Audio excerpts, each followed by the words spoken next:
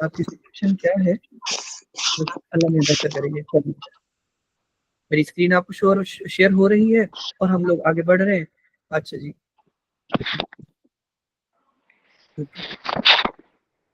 सबसे पहली चीज समझ लीजिए कि आपकी जो पैथोलॉजी है उसके टोटल 4 टॉपिक है। सेलुलर इंजरी, दूसरा इन्फ्लेमेशन, थर्ड है आपका न्यूप्लेशिया एंड फोर्थ है इंजरी। ठीक है, ओके। सेलुलर इंजरी में आई वुड लव कि मैं पहले आपको ये वाला टॉपिक करवाऊं, सेल इंजरी वाला, बहुत ज्यादा important. What do you mean by reversible cell injury and irreversible cell injury? आप अनम्यूट रखेंगी, मैं रिस्पॉन्सेस आपसे दूंगा। अनम्यूट है, ओके सर। सर हाँ, रिवर्सल सेल इंजरी जो होती है हमारे पास, उसमें जो एटीपी काम कम होता है, कैल्शियम रिलीज होता है, कैल्शियम पंप की एक्टिविटी बढ़ती है, और साथ में क्या होता है, यहाँ पे न्यूट्रिय चेंजेस आते हैं, प्लाज्मा मेम्ब्रेन के चेंजेस आते हैं, और हमारी फीडर बढ़ती है। रिवर्सिबल इस तरह होता है जैसे हाइपरट्रॉफी में होता है,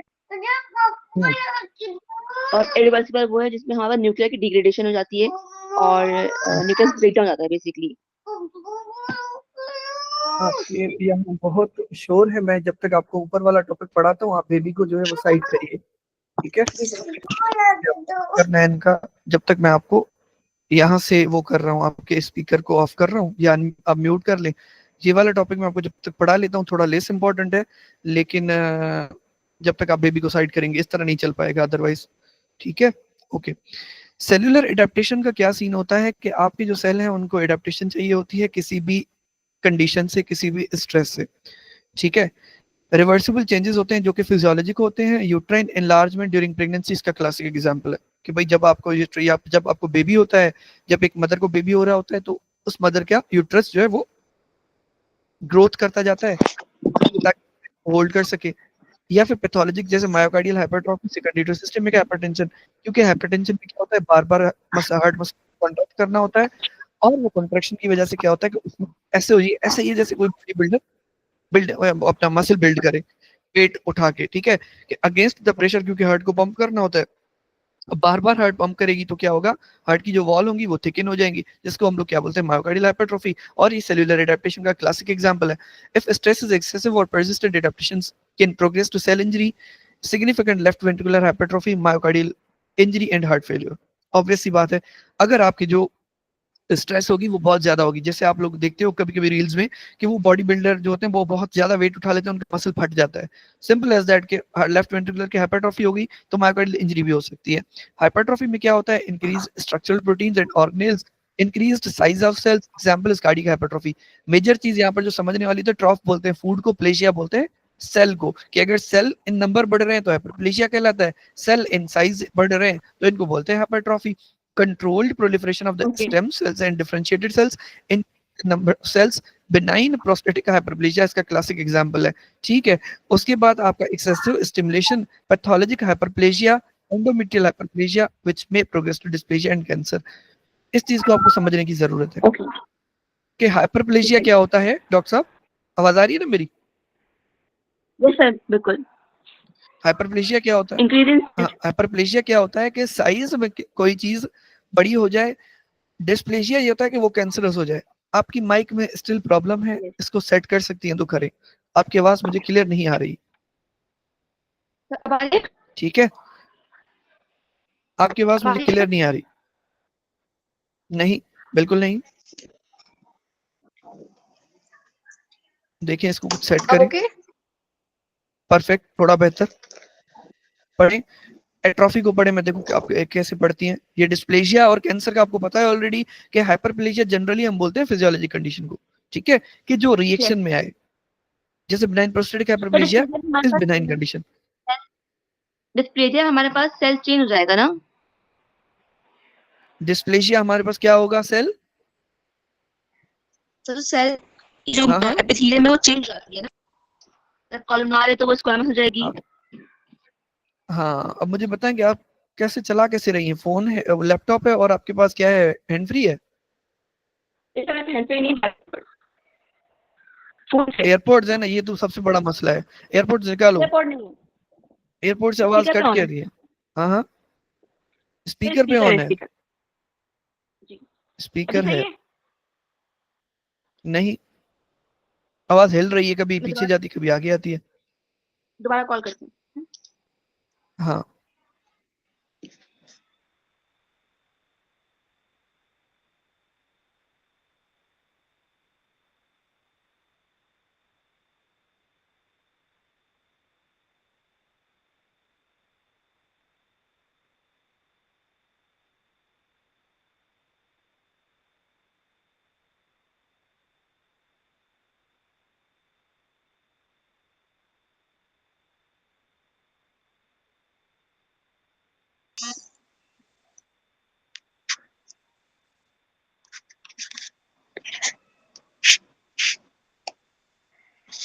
जी डॉक्टर। ओके, लेट्स सी कि कैसे होता है। ओके, हाइपरप्लेशिया क्या होता है? आपका फिजियोलॉजिक होता है, और जो डिस्प्लेशिया होता है वो पैथोलॉजिक होता है। डिस्प्लेशिया में सेल चेंज होता है, नो डाउट, बिल्कुल चेंज होता है। ठीक है, सेल स्ट्रक्चर में चेंज आती है ड्यू टू एनी स्ट्रेस और इंजरी। जैसे क्लासिक एग्जांपल है आपका सर्वाइकल नियोप्लेशिया वाला, ठीक है, जो ह्यूमन पेपिलोमा वायरस करवाता है। ह्यूमन पेपिलोमा वायरस जब वजाइना में जाके स्टे करता है तो बार बार वो क्या करता है, उसको इरिटेट करता रहता है। इरिटेशन से क्या होता है कि वो सेल नॉर्मल जो था वो डिस्प्लास्टिक में कन्वर्ट हो जाता है। ठीक है, ठीक है। ओके।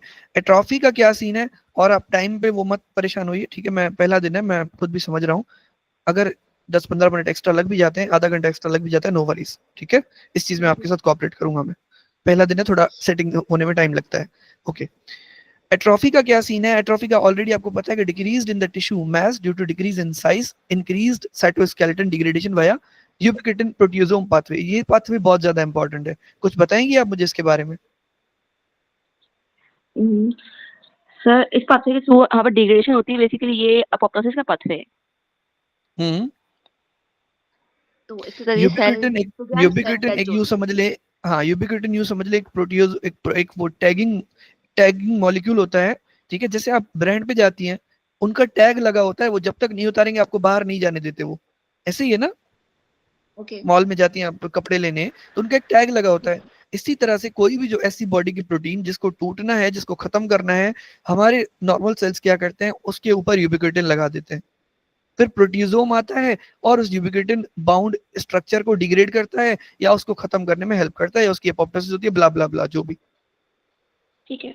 तो मेनली जो यूबिक्विटिन प्रोटियोसोम पाथवे है, इसका काम होता है एबनॉर्मल मेल फंक्शनड डिस्ट्रक्ट, जो डिसफंक्शनल प्रोटीन्स है उनको डिस्ट्रक्ट करना, उनको डाइजेस्ट करना। ठीक है, ठीक है जी। इसके साथ एक इंटीग्रेशन समझा देता हूँ। ये जस्ट एक या दो बार ही करूंगा मैं आपको, लेकिन अपनी पढ़ाई में करनी है ये चीज। जैसे यहाँ पर यूबिक्विटिन आया ना, यूबिक्विटिन का एक और कॉन्सेप्ट है पार्किंसन, किससे रिलेटेड? कभी पढ़ा है पार्किंसन? जी मैंने पढ़ा पार्किंसन। हाँ, पार्किंसन में यूबिक्विटिन का क्या सीन है, बताएंगी मुझे? सर पार्किंसन में तो नहीं है। नहीं है? वो पार्किंसन डोपामिन में इसका बहुत बड़ा डोपामिन रिलेशन है, बताता हूँ। पार्किंसन डोपामिन में ये जो प्रोटीन्स होते हैं ना, अल्फा साइन्यूक्लिन, ठीक है, जी। ये जो भी प्रोटीन्स होते हैं, मैं यहाँ पर आपको दिखाता हूँ क्या पेज नंबर है। मेरी अपनी फर्स्ट एड जो पुरानी है उसमें लिखा है 534। नए वाले में नहीं लिखा अब होगा। यही, नहीं वो असल में मैंने खुद लिखा है, बताता हूँ मैं आपको। मैंने खुद कहीं ठीक है से जी। नोट किया था कि आपका जो पार्किंसन होता है उसमें यूबिक्विटिन प्रोटीसोम पाथवे काम नहीं करता। उसके ना काम करने से क्या होता है, डिसफंक्शनल जो प्रोटीन्स हैं वो अकमुलेट हो जाती हैं। उसका क्लासिक एग्जांपल है अल्फा साइन्यूक्लिन। पढ़ें, इसको रीड करें जो मैंने ब्लू में लिखा हुआ है, पढ़ें। Okay. प्रोटीसोम destroy aberrant protein misfolded or abnormal. They are complex of multiple protein and use ATP to break down proteins. Proteasome destroy protein which are marked by ubiquitin, small proteins that tag damaged protein. These proteasome are reduced in Parkinson disease. Okay. ठीक है, first aid का एक बहुत बड़ा dilemma है। मसला ये होता है कि सबको ये लगता है हमें फर्स्ट एड समझ आ गया, समझ रही है, क्योंकि हर कोई क्या करता है, मैंने एफसीपीएस के बच्चों को पढ़ाया फर्स्ट एड, उनको लगता था कि सर हमें आ गया। मसला है जब आप यूवर्ल्ड करते हो ना, ये मैंने कहीं यूवर्ल्ड से लिया होगा ये एक्सप्लेनेशन। जब आप यूवर्ल्ड करते हो, एम्बोस करते हो, और उनकी जब एक्सप्लेनेशन, इवन एनबीएमई की जो एक्सप्लेनेशन है, एनबीएमई टेस्ट होते हैं, आपने दिए होंगे, एक आधी दी होगी आपने जरूर। अभी नहीं थी सर। अभी नहीं दी। एनबीएमई आपको लास्ट 4 तो मस्ट देनी है, ठीक है, 31st, 30th, 29th और 28th, किसी भी उस पे कॉस्ट पे आपको ये देनी है 4। और जो एग्जाम जो एक्चुअल होता है वो फ्री 120 जैसा होता है। वो इस एफएमजी ने खुद आपको एक मॉडल पेपर दिया है फ्री 120 का, पता है ना आपको? जी सर। फ्री 120 ये आपका मुझे जो पता है। आपका जो भी स्कोर आपका फ्री 120 में होगा, उससे कुछ रिलेटेड स्कोर आपका मेन एग्जाम पे आने वाला है। ठीक है, ये प्रोटीजोम्स होते ओके, हैं, द डिस्ट्रॉय एब्रेंट प्रोटीन्स। समझ आ गई ना ये वाली बात, या मुझे पढ़ाने की जरूरत है इस बात को? नहीं आ गई। गेन हो गई ना कि भाई पार्किंसन में क्या सीन चल रहा है। इसीलिए अल्फा साइनुक्लिन जो होती हैं वो आपकी यूजोफिलिक इंक्लूजन्स होते हैं, प्रोटीन होती है जो जमा होती जाती है, और इसी की वजह से सारा मसला होता है आपका आपका जो अपना ये होता है, क्या नाम है, सब्सटेंशिया नाइग्रा पार्स कॉम्पैक्टा, इसमें डीपिगमेंटेशन हो जाती है, या मल्टीपल चीजें होती हैं, डोपामिन का लेवल कम हो जाता है। तो ये बिल्कुल। इंटीग्रेशन होता है कि भाई जनरल पैथो की चीज को आपने आके यहाँ पर इंटीग्रेट किया। ओके, ठीक है, चले। ठीक है। तो हमने क्या देखा था, एट्रोफी देखा था, decrease in tissue mass due to decrease in size, increase cytoskeleton degradation via ubiquitin proteasome pathway, and autophagy, decrease protein synthesis, and ठीक है, नंबर जो ऑफ हमारा साइज सेल्स कम हो रहा है वो कम होंगे। जो साइज कम हो हाँ रहा है वो हमारे पास है यूबिक्विटिन पाथवे के थ्रू या फिर ऑटोफेगी के थ्रू। जो नंबर ऑफ सेल कम हो रहे हैं वो प्रोटोसिस है। तो ये दोनों डिफरेंस है। बिल्कुल, मैंने वही तो आपको समझाने की कोशिश करी ना कि एक चीज समझ लें कि जो प्रोटीन है वो साइज के साथ रिलेटेड होता है। Classic example body building, myofibrils बढ़ते हैं। ठीक है, अगर आप प्रोटीन को खत्म कर रहे हो तो साइज कम होता है, अगर आप नंबर ऑफ सेल्स को कम कर रहे हो तो एपोप्टोसिस होता है। लेकिन इस पे एमसीक्यू नहीं आता, इस चीज पे ठीक है। एमसीक्यू कभी भी नहीं आएगा कि साइज को कम करने की, क्योंकि ये जो पैटर्न है ना, ये यूनिवर्सिटी पैटर्न है, ये यू पैटर्न नहीं है कि साइज कम जी। होने से ये आएगा, ये होता है। अपने कॉन्सेप्ट के लिए गुड, बेहतरीन कि आपने इसको डिफरेंशिएट किया अपने माइंड में बिठाने के लिए कि भाई एपोप्टोसिस इस चीज को बोलते हैं, नंबर ऑफ सेल्स कम हो। ठीक है, यूबिक्विटिन प्रोटीन पाथवे से क्या होता है, क्योंकि साइज, क्योंकि प्रोटीन कम हो रही है, क्योंकि मेल फंक्शन प्रोटीन्स पे वो उसको डिग्रेड करवा रहा है, तो साइज कम होगी। कॉजेज में क्या होता है, इंक्लूड डिसयूज, जैसे पोलियो का क्लासिक एग्जांपल है। ठीक है, कि भाई जो है वो डिसयूज से आहिस्ता आहिस्ता खत्म होती जाती है। उसके बाद आपका denervation, loss of blood supply, loss of hormonal stimulation, poor nutrition, सब एट्रोफी करवाएंगे। ओके, ठीक है। सर अगर हमारा क्वेश्चन पूछते हैं कि भाई एक मतलब ब्रेस्ट फीड करवा रही थी और अब ब्रेस्ट फीडिंग छोड़ दिए, साइज ऑफ ब्रेस्ट कम हो हम्म गए, तो हम उसमें आप हम्म प्रोसेस मार्क करेंगे या ट्रॉफी मार्क करेंगे? एपोप्टोसिस मार्क करूंगा या ये ट्रॉफी मार्क करेंगे। एट्रोफी ज्यादा बेहतर है मेरी नजर में।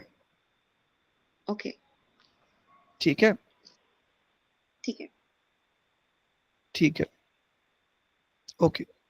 मेटाप्लेजिया का क्या सीन होता है, reprogramming of stem cells. Metaplasia simply ये होती है ब्रो कि एक नॉर्मल चीज हो, स्ट्रेस की वजह से वो किसी और चीज में कन्वर्ट हो जाए। वो चीजें क्या होती हैं, एपिथेलियम। ठीक है, ठीक है। और जहां पर भी आपको प्रोटेक्शन चाहिए बॉडी में, फॉर स्किन पे, वजाइना के आउटर एरिया पे, ठीक है, वहां पर, या एनल केनाल के आउटर एरिया पे, वहां पर ज्यादातर जो आपका एपिथेलियम होता है वो स्ट्रेटिफाइड स्क्वैमस होता है।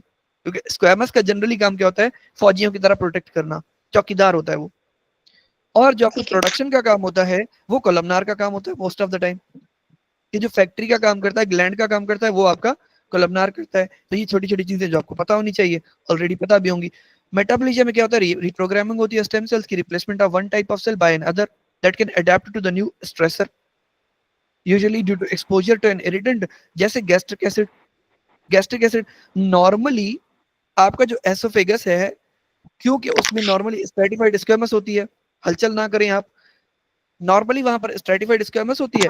अब क्या मसला है ब्रो, क्या मसला है, पेजेस इधर उधर नहीं गया? Yes sir.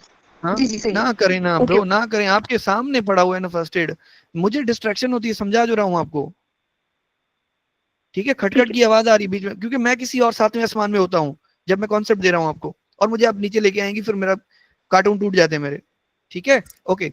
Usually due to exposure to an irritant, screen पे फोकस करो, अपने माइंड में बिठाओ चीजों को, लिखो मत, क्योंकि तुम्हारे पास एक मंथ है, कितना लिख के कितना लिखोगी। मैंने पूरा फर्स्ट एड भरा हुआ है।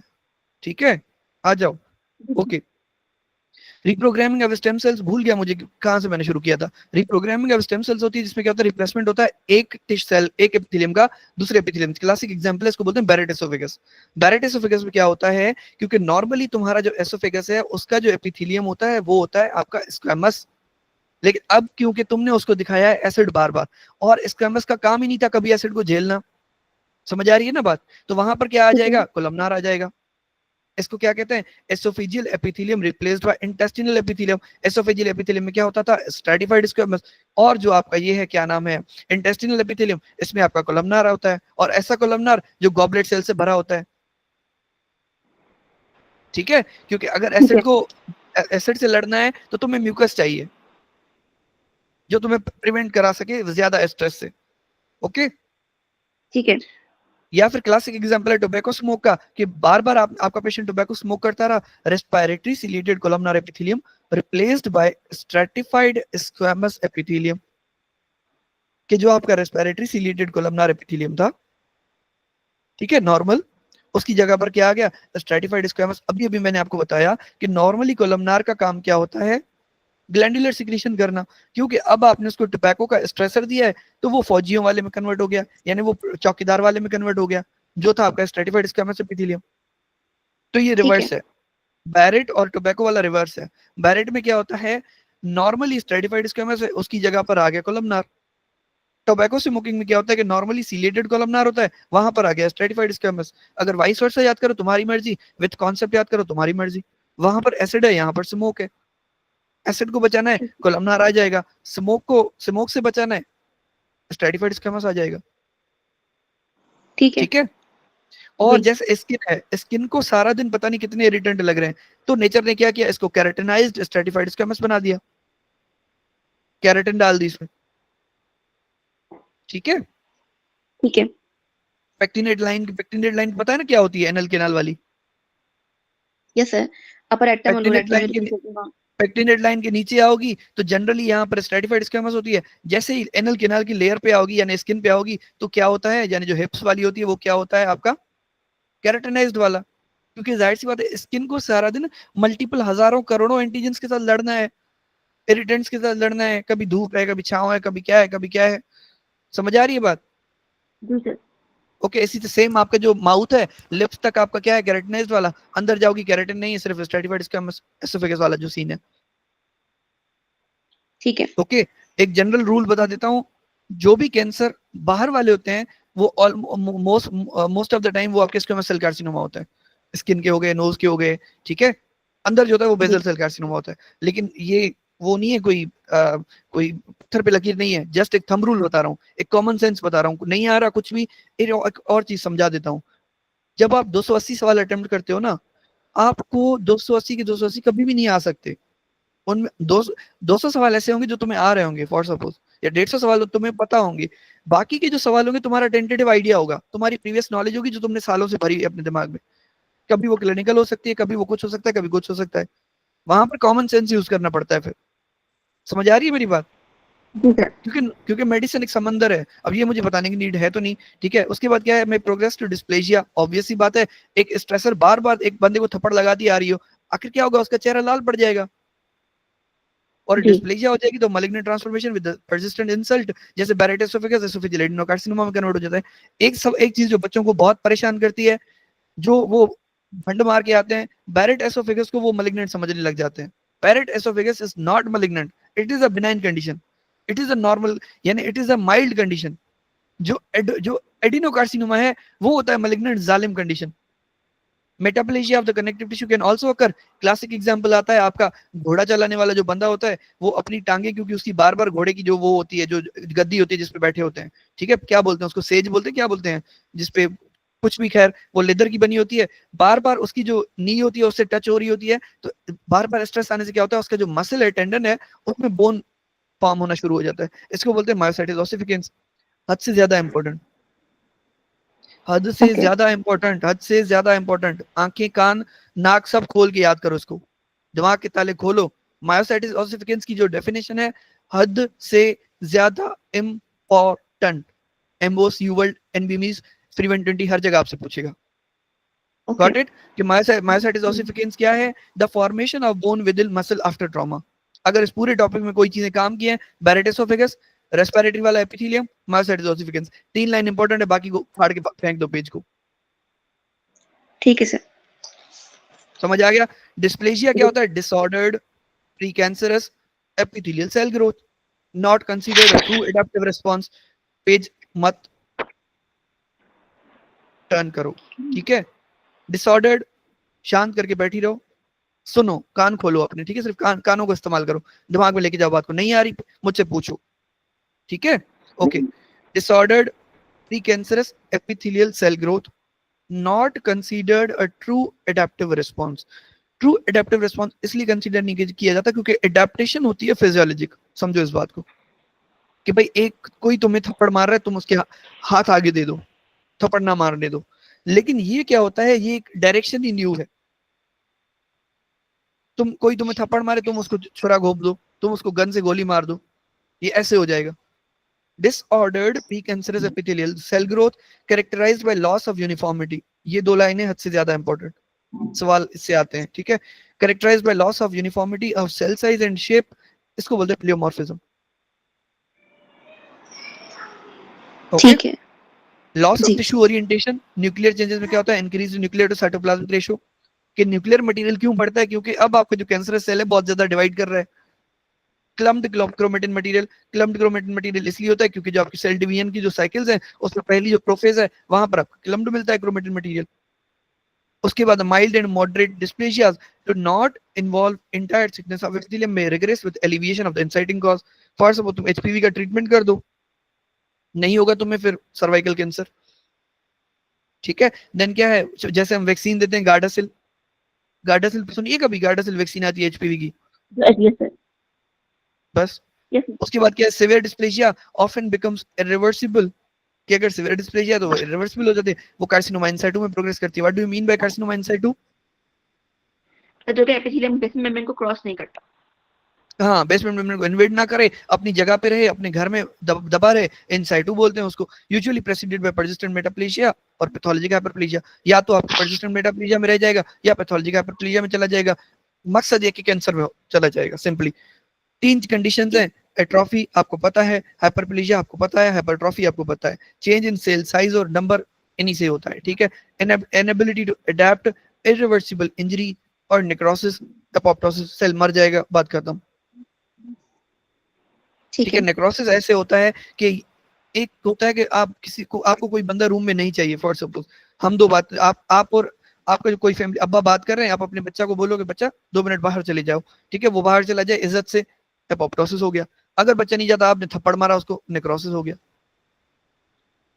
ओके, बहुत ही आसान बच्चों वाली जबान में समझा रहा हूँ, ठीक है, क्योंकि याद यही चीजें रह जाती हैं, याद एग्जाम्पल्स रह जाते हैं, क्योंकि वहां पर आपके पास इतना प्रेशर होता है माइंड पे। वहां पर क्या हो रहा है, यहाँ से सवाल, ये जितना तुम देख रही हो ना, ये क्योंकि यू वर्ड अटेम्प्ट किया है, यहाँ से लेकर यहाँ तक ये सवाल होता है वहां पे, ये इतना इतना सवाल है वहां पे। इवन ऐसा, हेलो, नॉर्मल सवाल में होता है वहां पे, जबकि जो यू वर्ड का सवाल होता है वो इतना होता है, फॉर सपोज ये 2 लाइंस या ये 3 लाइन, सही कह रहा हूँ? Yes sir.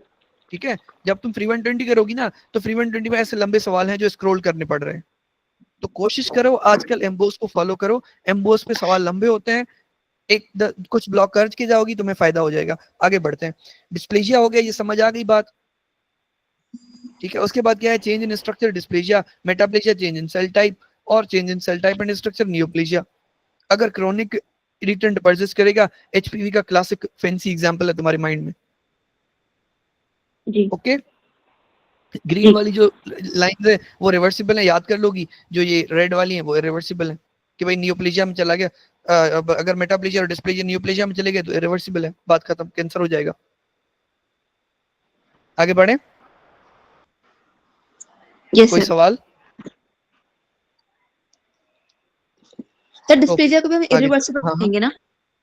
हाँ, डिस्प्लेजिया भी काइंड ऑफ इरिवर्सिबल होती है, लेकिन अगर माइल्डर डिस्प्लेजिया होगी ना, तो आपके फर्स्ट एड ने आपको यहाँ पर बताया था ऊपर कि माइल्डर जो डिस्प्लेजिया उसको आप ट्रीट कर सकते हो, कि कोई भी आपका जो इंसाइटिंग इवेंट है जो आपको बार बार तंग कर रहा है, कोई पैथोजन, उसका ट्रीटमेंट दे दो या उसको आप खत्म कर दो, तो वो आपका ठीक भी हो सकता है। Mild and moderate dysplasias do not involve entire thickness of the epithelium में रिग्रेस, यानी वो रिवर्सिबल हो सकती है, ठीक है। सिवियर डिस्प्लेजिया जो है वो इरिवर्सिबल होती है। आपके वंस अगेन ये चीज आपके कॉन्सेप्ट के लिए इंपॉर्टेंट है, एमसीक्यू इस बात से भी नहीं आएगा, एमसीक्यू यहाँ से आता है, बैरेट के एसोफेगस से, मायोसाइटिस ओसिफिकेंस से, आपका ये जो एपिथेलियम वाली बात थी, यूबिक्विटिन प्रोटीजोम वाली बात से आ सकता है। मैं अगर आपका टीचर होता तो जरूर इस पे एक सवाल बनाता और इसको पार्किंसन के साथ जरूर मैं टच करके आता। जनरल पैथो इंटीग्रेशन का तो आपको पता है ना ऑलरेडी कि यूवर्ल्ड कैसे 4-5 मॉड्यूल को मिला के, मॉड्यूल में सिस्टम को बोलता हूँ, ठीक है, 4-5 सिस्टम को मिला के एक सवाल बनाता है। समझ आ रही ना बात? Yes sir. ठीक है, कि अगर आपको डायरिया होती है ना, सिर्फ आपकी गट का मसला नहीं होता, आपको मेटाबॉलिक एसिडोसिस भी हो सकती है, या ब्ला ब्ला ब्ला मल्टीपल चीजें और भी हो सकती हैं। जैसे वोमिटिंग, सिवियर वोमिटिंग करते हो आप, ठीक है, सिवियर वोमिटिंग में सारा एसिड बाहर निकल आता है तो आपको मेटाबॉलिक अल्कलोसिस हो जाती है। हालांकि वो जी रेस्पिरेटरी सिस्टम का मसला है, या किडनी का मसला है अल्कलोसिस, या ब्लड का मसला है, डायरिया की वजह से क्यों है, एब्डोमेन या वोमिटिंग की वजह से क्यों? क्योंकि ब्रो 10 सिस्टम जो आपस में कनेक्टेड है, 10 सिस्टम, एक को छिड़ोगे बाकी सब छिड़ेंगे। एंड यू वर्ल्ड में यू मत सोचा करो कोई ब्लॉक के 40 सवाल हैं तो अगर मेरा 37 स्कोर आया तो हैप्पी। आपने 3 पेशेंट को मारा है वहां पे, यू हैव किल्ड 3 पेशेंट्स। ऐसे सोचोगी ना तब तुम्हारे सवाल गलत नहीं होंगे, तब तुम्हें एक कॉन्शियस होगा, गलत तो सवाल होना है, पेशेंट भी आपका डेथ करेगा क्योंकि जो उसका नसीब है, लेकिन अपने माइंड को तो कॉन्शियस रखो ना कम से कम। सारा गेम ही कॉन्शियसनेस का है। मेन चीज जो बिगर चीज है उसको पकड़ना है आपने। आपने मेरा वो इम्यूनो का लेक्चर सुना है, फर्स्ट लेक्चर जो मैंने पढ़ाया? सर फर्स्ट नहीं सुना, ना और करें ना, सेकंड देखें, third first most important lecture ही वही था। उसमें मैंने सवाल अटेम्प्ट का तरीका सिखाया हुआ है। हाँ देखा था सर, हाँ आपने नीचे की लाइन पहले पढ़ने को कहा है तो मैंने क्वेश्चन अटेम्प्ट बस ही करे, लेकिन वो मैंने बहुत हाँ स्किप किया गुड। था आपने। हाँ हाँ, वो वाली वो आप देख लेना, ठीक है। उसमें मैंने जो भी 1 घंटे के बाद में जो चीजें, मतलब सवाल जो मैंने 2 करवाए हैं ना, वो आप देख लेना बस, ठीक है। ठीक है ओके। सर, तरीका सेल आपका इंजरी मैंने का क्या फॉलो करना सीन है? शुरू कर दिया है। जैसे हाँ, नीचे की उसमें लाइन भले थोड़ा पढ़ते टाइम हो। लगे। हाँ, उसमें थोड़ा भले टाइम लगे, क्योंकि वहां पर आप मुझे बताओ ना, क्या आप पढ़ सकते हो 1.5 मिनट में ये चीज, ये यहाँ से लेकर यहाँ तक का पढ़ लोगे? नहीं इतना ज्यादा 1.5 मिनट नहीं पढ़ सकते तो कोई हल निकालना पड़ेगा ना। और जरूरी नहीं है सिर्फ लास्ट लाइन से, कभी कभार आपको ऊपर जाके पढ़ना पड़ेगा अगर सवाल आपसे अटेम्प्ट नहीं होता तो। आगे चले। जी सर। रिवर्सिबल सेल इंजरी वो होती है जो आपकी वापस हो सके, रिवर्सिबल वो होती है जो वापस ना हो सके। रिवर्सिबल सेल इंजरी के कॉजेज ये होते हैं, आपका सेल इंजरी, कोई भी जो सेल इंजरी, उसके कॉजेज क्या होते हैं? हाइपोक्सीमिया, जिसकी वजह से इस्कीमिया होता है। और वंस इस्कीमिया हो गया तो ब्लड सप्लाई नहीं हो पाएगा, आपका ऑक्सीजन नहीं जा पाएगा, ऑक्सीजन नहीं जा पाएगा, एटीपी कम हो जाएगी, या कोई भी माइक्रो ऑर्गेनिज्म, या कोई भी केमिकल, या एजिंग। अल्टीमेटली क्या होगा? आपके जो कैल्शियम और सोडियम पोटेशियम एटीपीज पंप है, उनकी एक्टिविटी कम हो जाएगी। इसको मैं बोलता हूँ बिजली घर, सोडियम पोटेशियम एटीपीज को, क्योंकि ये आपका क्या करता है? एटीपी को या एनर्जी को कंज्यूम करता है। अगर आपका एटीपी ना हुआ तो सोडियम बाहर नहीं निकल पाएगा, पोटेशियम अंदर नहीं जा पाएगा। सही कह रहा हूँ? सोडियम सही। अगर सोडियम, देखो, सही सही। अगर आपको सेल कॉन्ट्रैक्शन करवानी होती है तो आप सोडियम को अंदर भेजते हो, सही है। जी लेकिन जब आपका रेस्टिंग स्टेट पे लाना होता है तो आप क्या करते हो? सोडियम पोटेशियम को रिवर्स करते हो। और वो क्या होता है? रिवर्स किससे होता है? सोडियम पोटेशियम एटीपीज पंप से होता है। वो क्या करता है? 3 सोडियम बाहर भेजता है, 2 पोटेशियम अंदर लेता है। ऐसा ही है ना?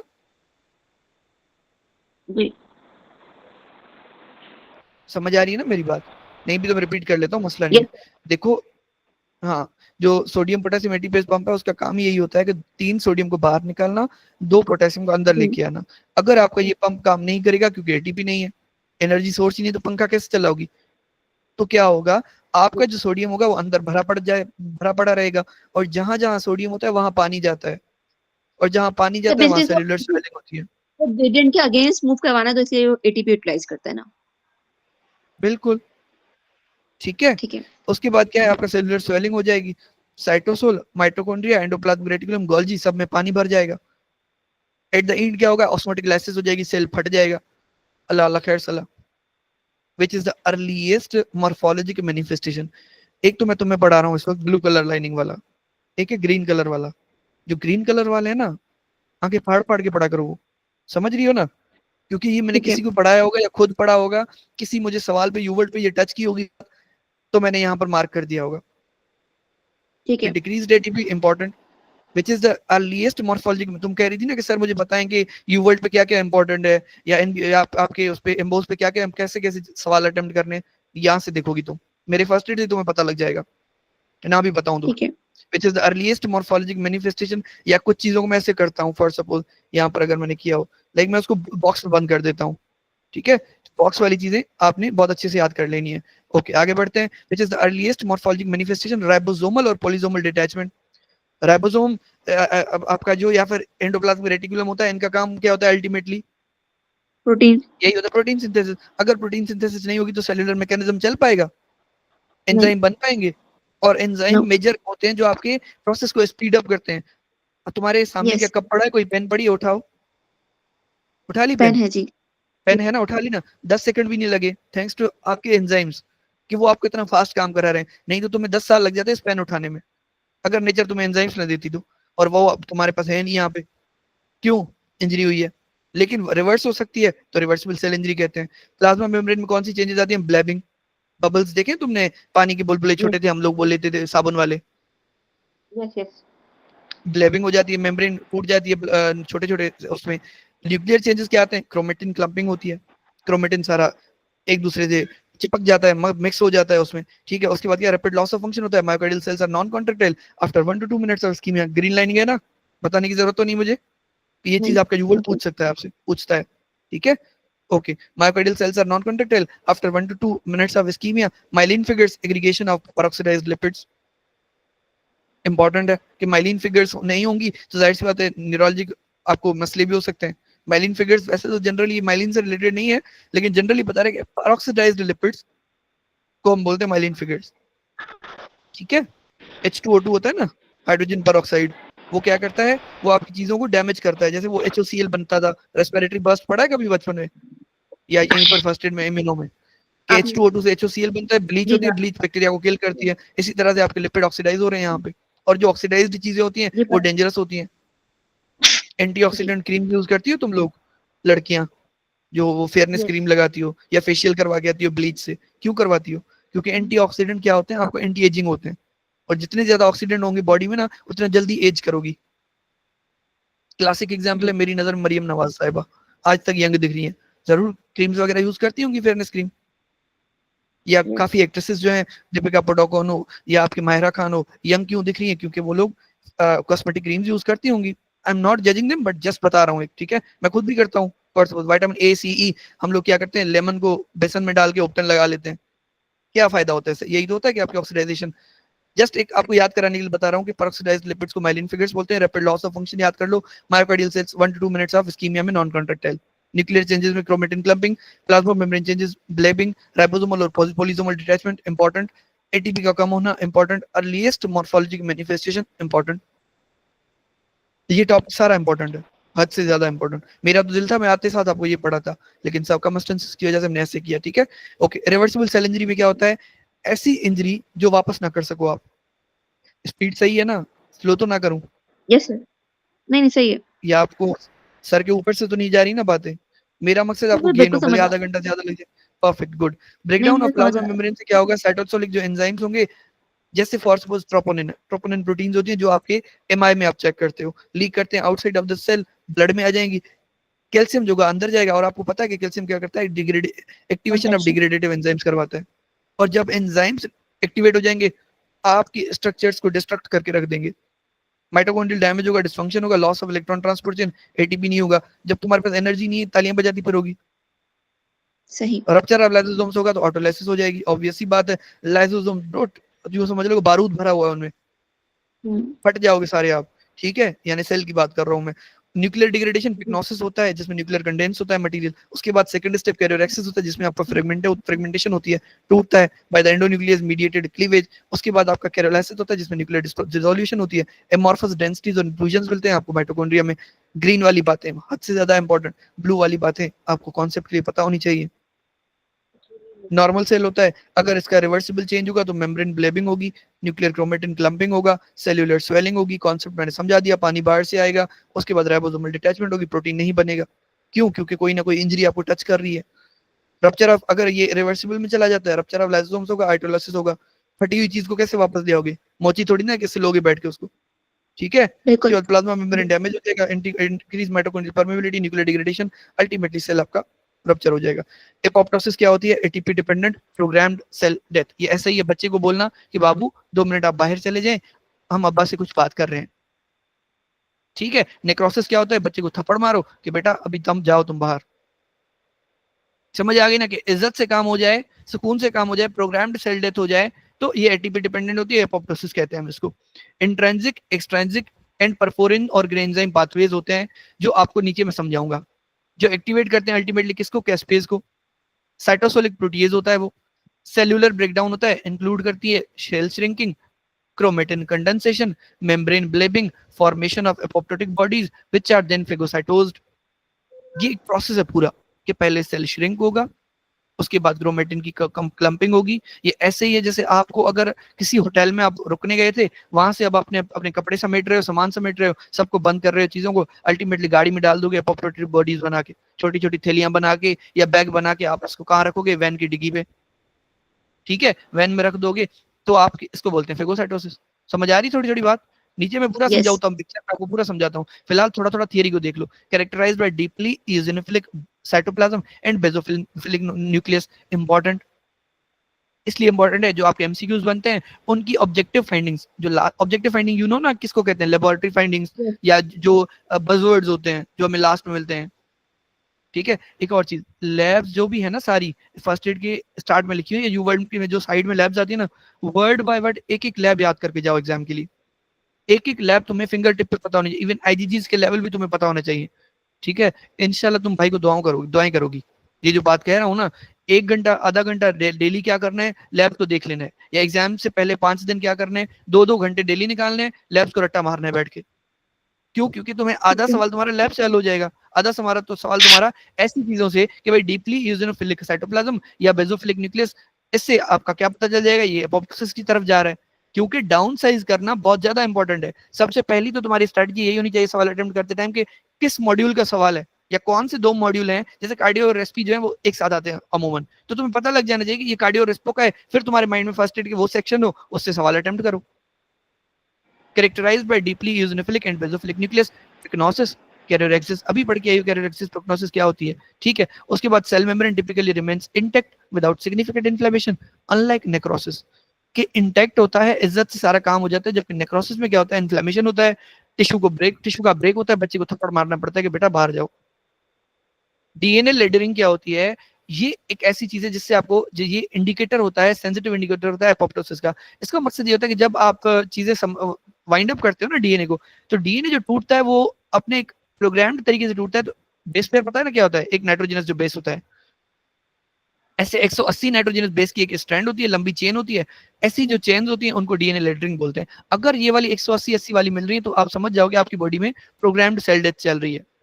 जिसका क्लासिक फैंसी एग्जांपल देता हूँ, जब आप छोटे से बंटी थे ना अम्मा के पेट में, तो आपकी जो फिंगर्स है ना, ये एक दूसरे से मिली हुई थी, पता है ना ये चीज कि Yes. फिंगर्स एक दूसरे से मिली हुई होती हैं। उनको Well. तोड़ने के लिए क्या होता है, एपोप्टोसिस करवाता है कौन, न्यूट्रोफिल वगैरह आते हैं जो फर्दर मोर चीजों को प्रोसीड करते हैं, इन्फ्लेमेशन करते हैं, और ये आपकी फिंगर्स खुल जाती है। क्योंकि जो फ्रॉग है ना, फ्रॉग, उसकी लिम्स देखोगी ना, उसकी लिम्स में ये पांचों मिले होते हैं आपस में, लेकिन तुम्हारे पास एक अल्लाह ने एक फीचर दी है जिससे एपोप्टोसिस होती है और ये फिंगर्स खुल जाती हैं। Okay, got it. या ओम्बलाइकस का क्लासिक फैंसी एग्जांपल है, आपके 2 बेबीज हैं, आपको पता है कि जब ओम्बलाइकस 30 दिन के अंदर 2 हफ्ते में शेड ऑफ हो जाता है। कैसे शेड ऑफ होती है? Thanks to apoptosis. क्या मिल रहा होगा? डीएनए लेटरिंग 180 बेस पेयर वाला। ओके सर, ओके, समझ आ गया? बिल्कुल। अब नीचे आ जाओ, यहाँ पे पिक्चर पे एक होता है इंट्रिंसिक पाथवे, एक होता है एक्सट्रिंसिक पाथवे। इंट्रिंसिक पाथवे में हम माइटोकॉन्ड्रिया को यूज करते हैं, एक्सट्रिंसिक पाथवे में डेथ रिसेप्टर को यूज करते हैं। उसका वो रिसेप्टर कौन सा होता है? आपका ये वाला रिसेप्टर होता है फेस लिगैंड और फेस वाला, एक तो ये रिसेप्टर होता है, दूसरा होता है टीएनएफ अल्फा और टीएनएफ का रिसेप्टर। अब यहाँ पर क्या होता है, फॉर सपोज कोई भी साइटोटॉक्सिक सेल जब देखता है कि एमएचसी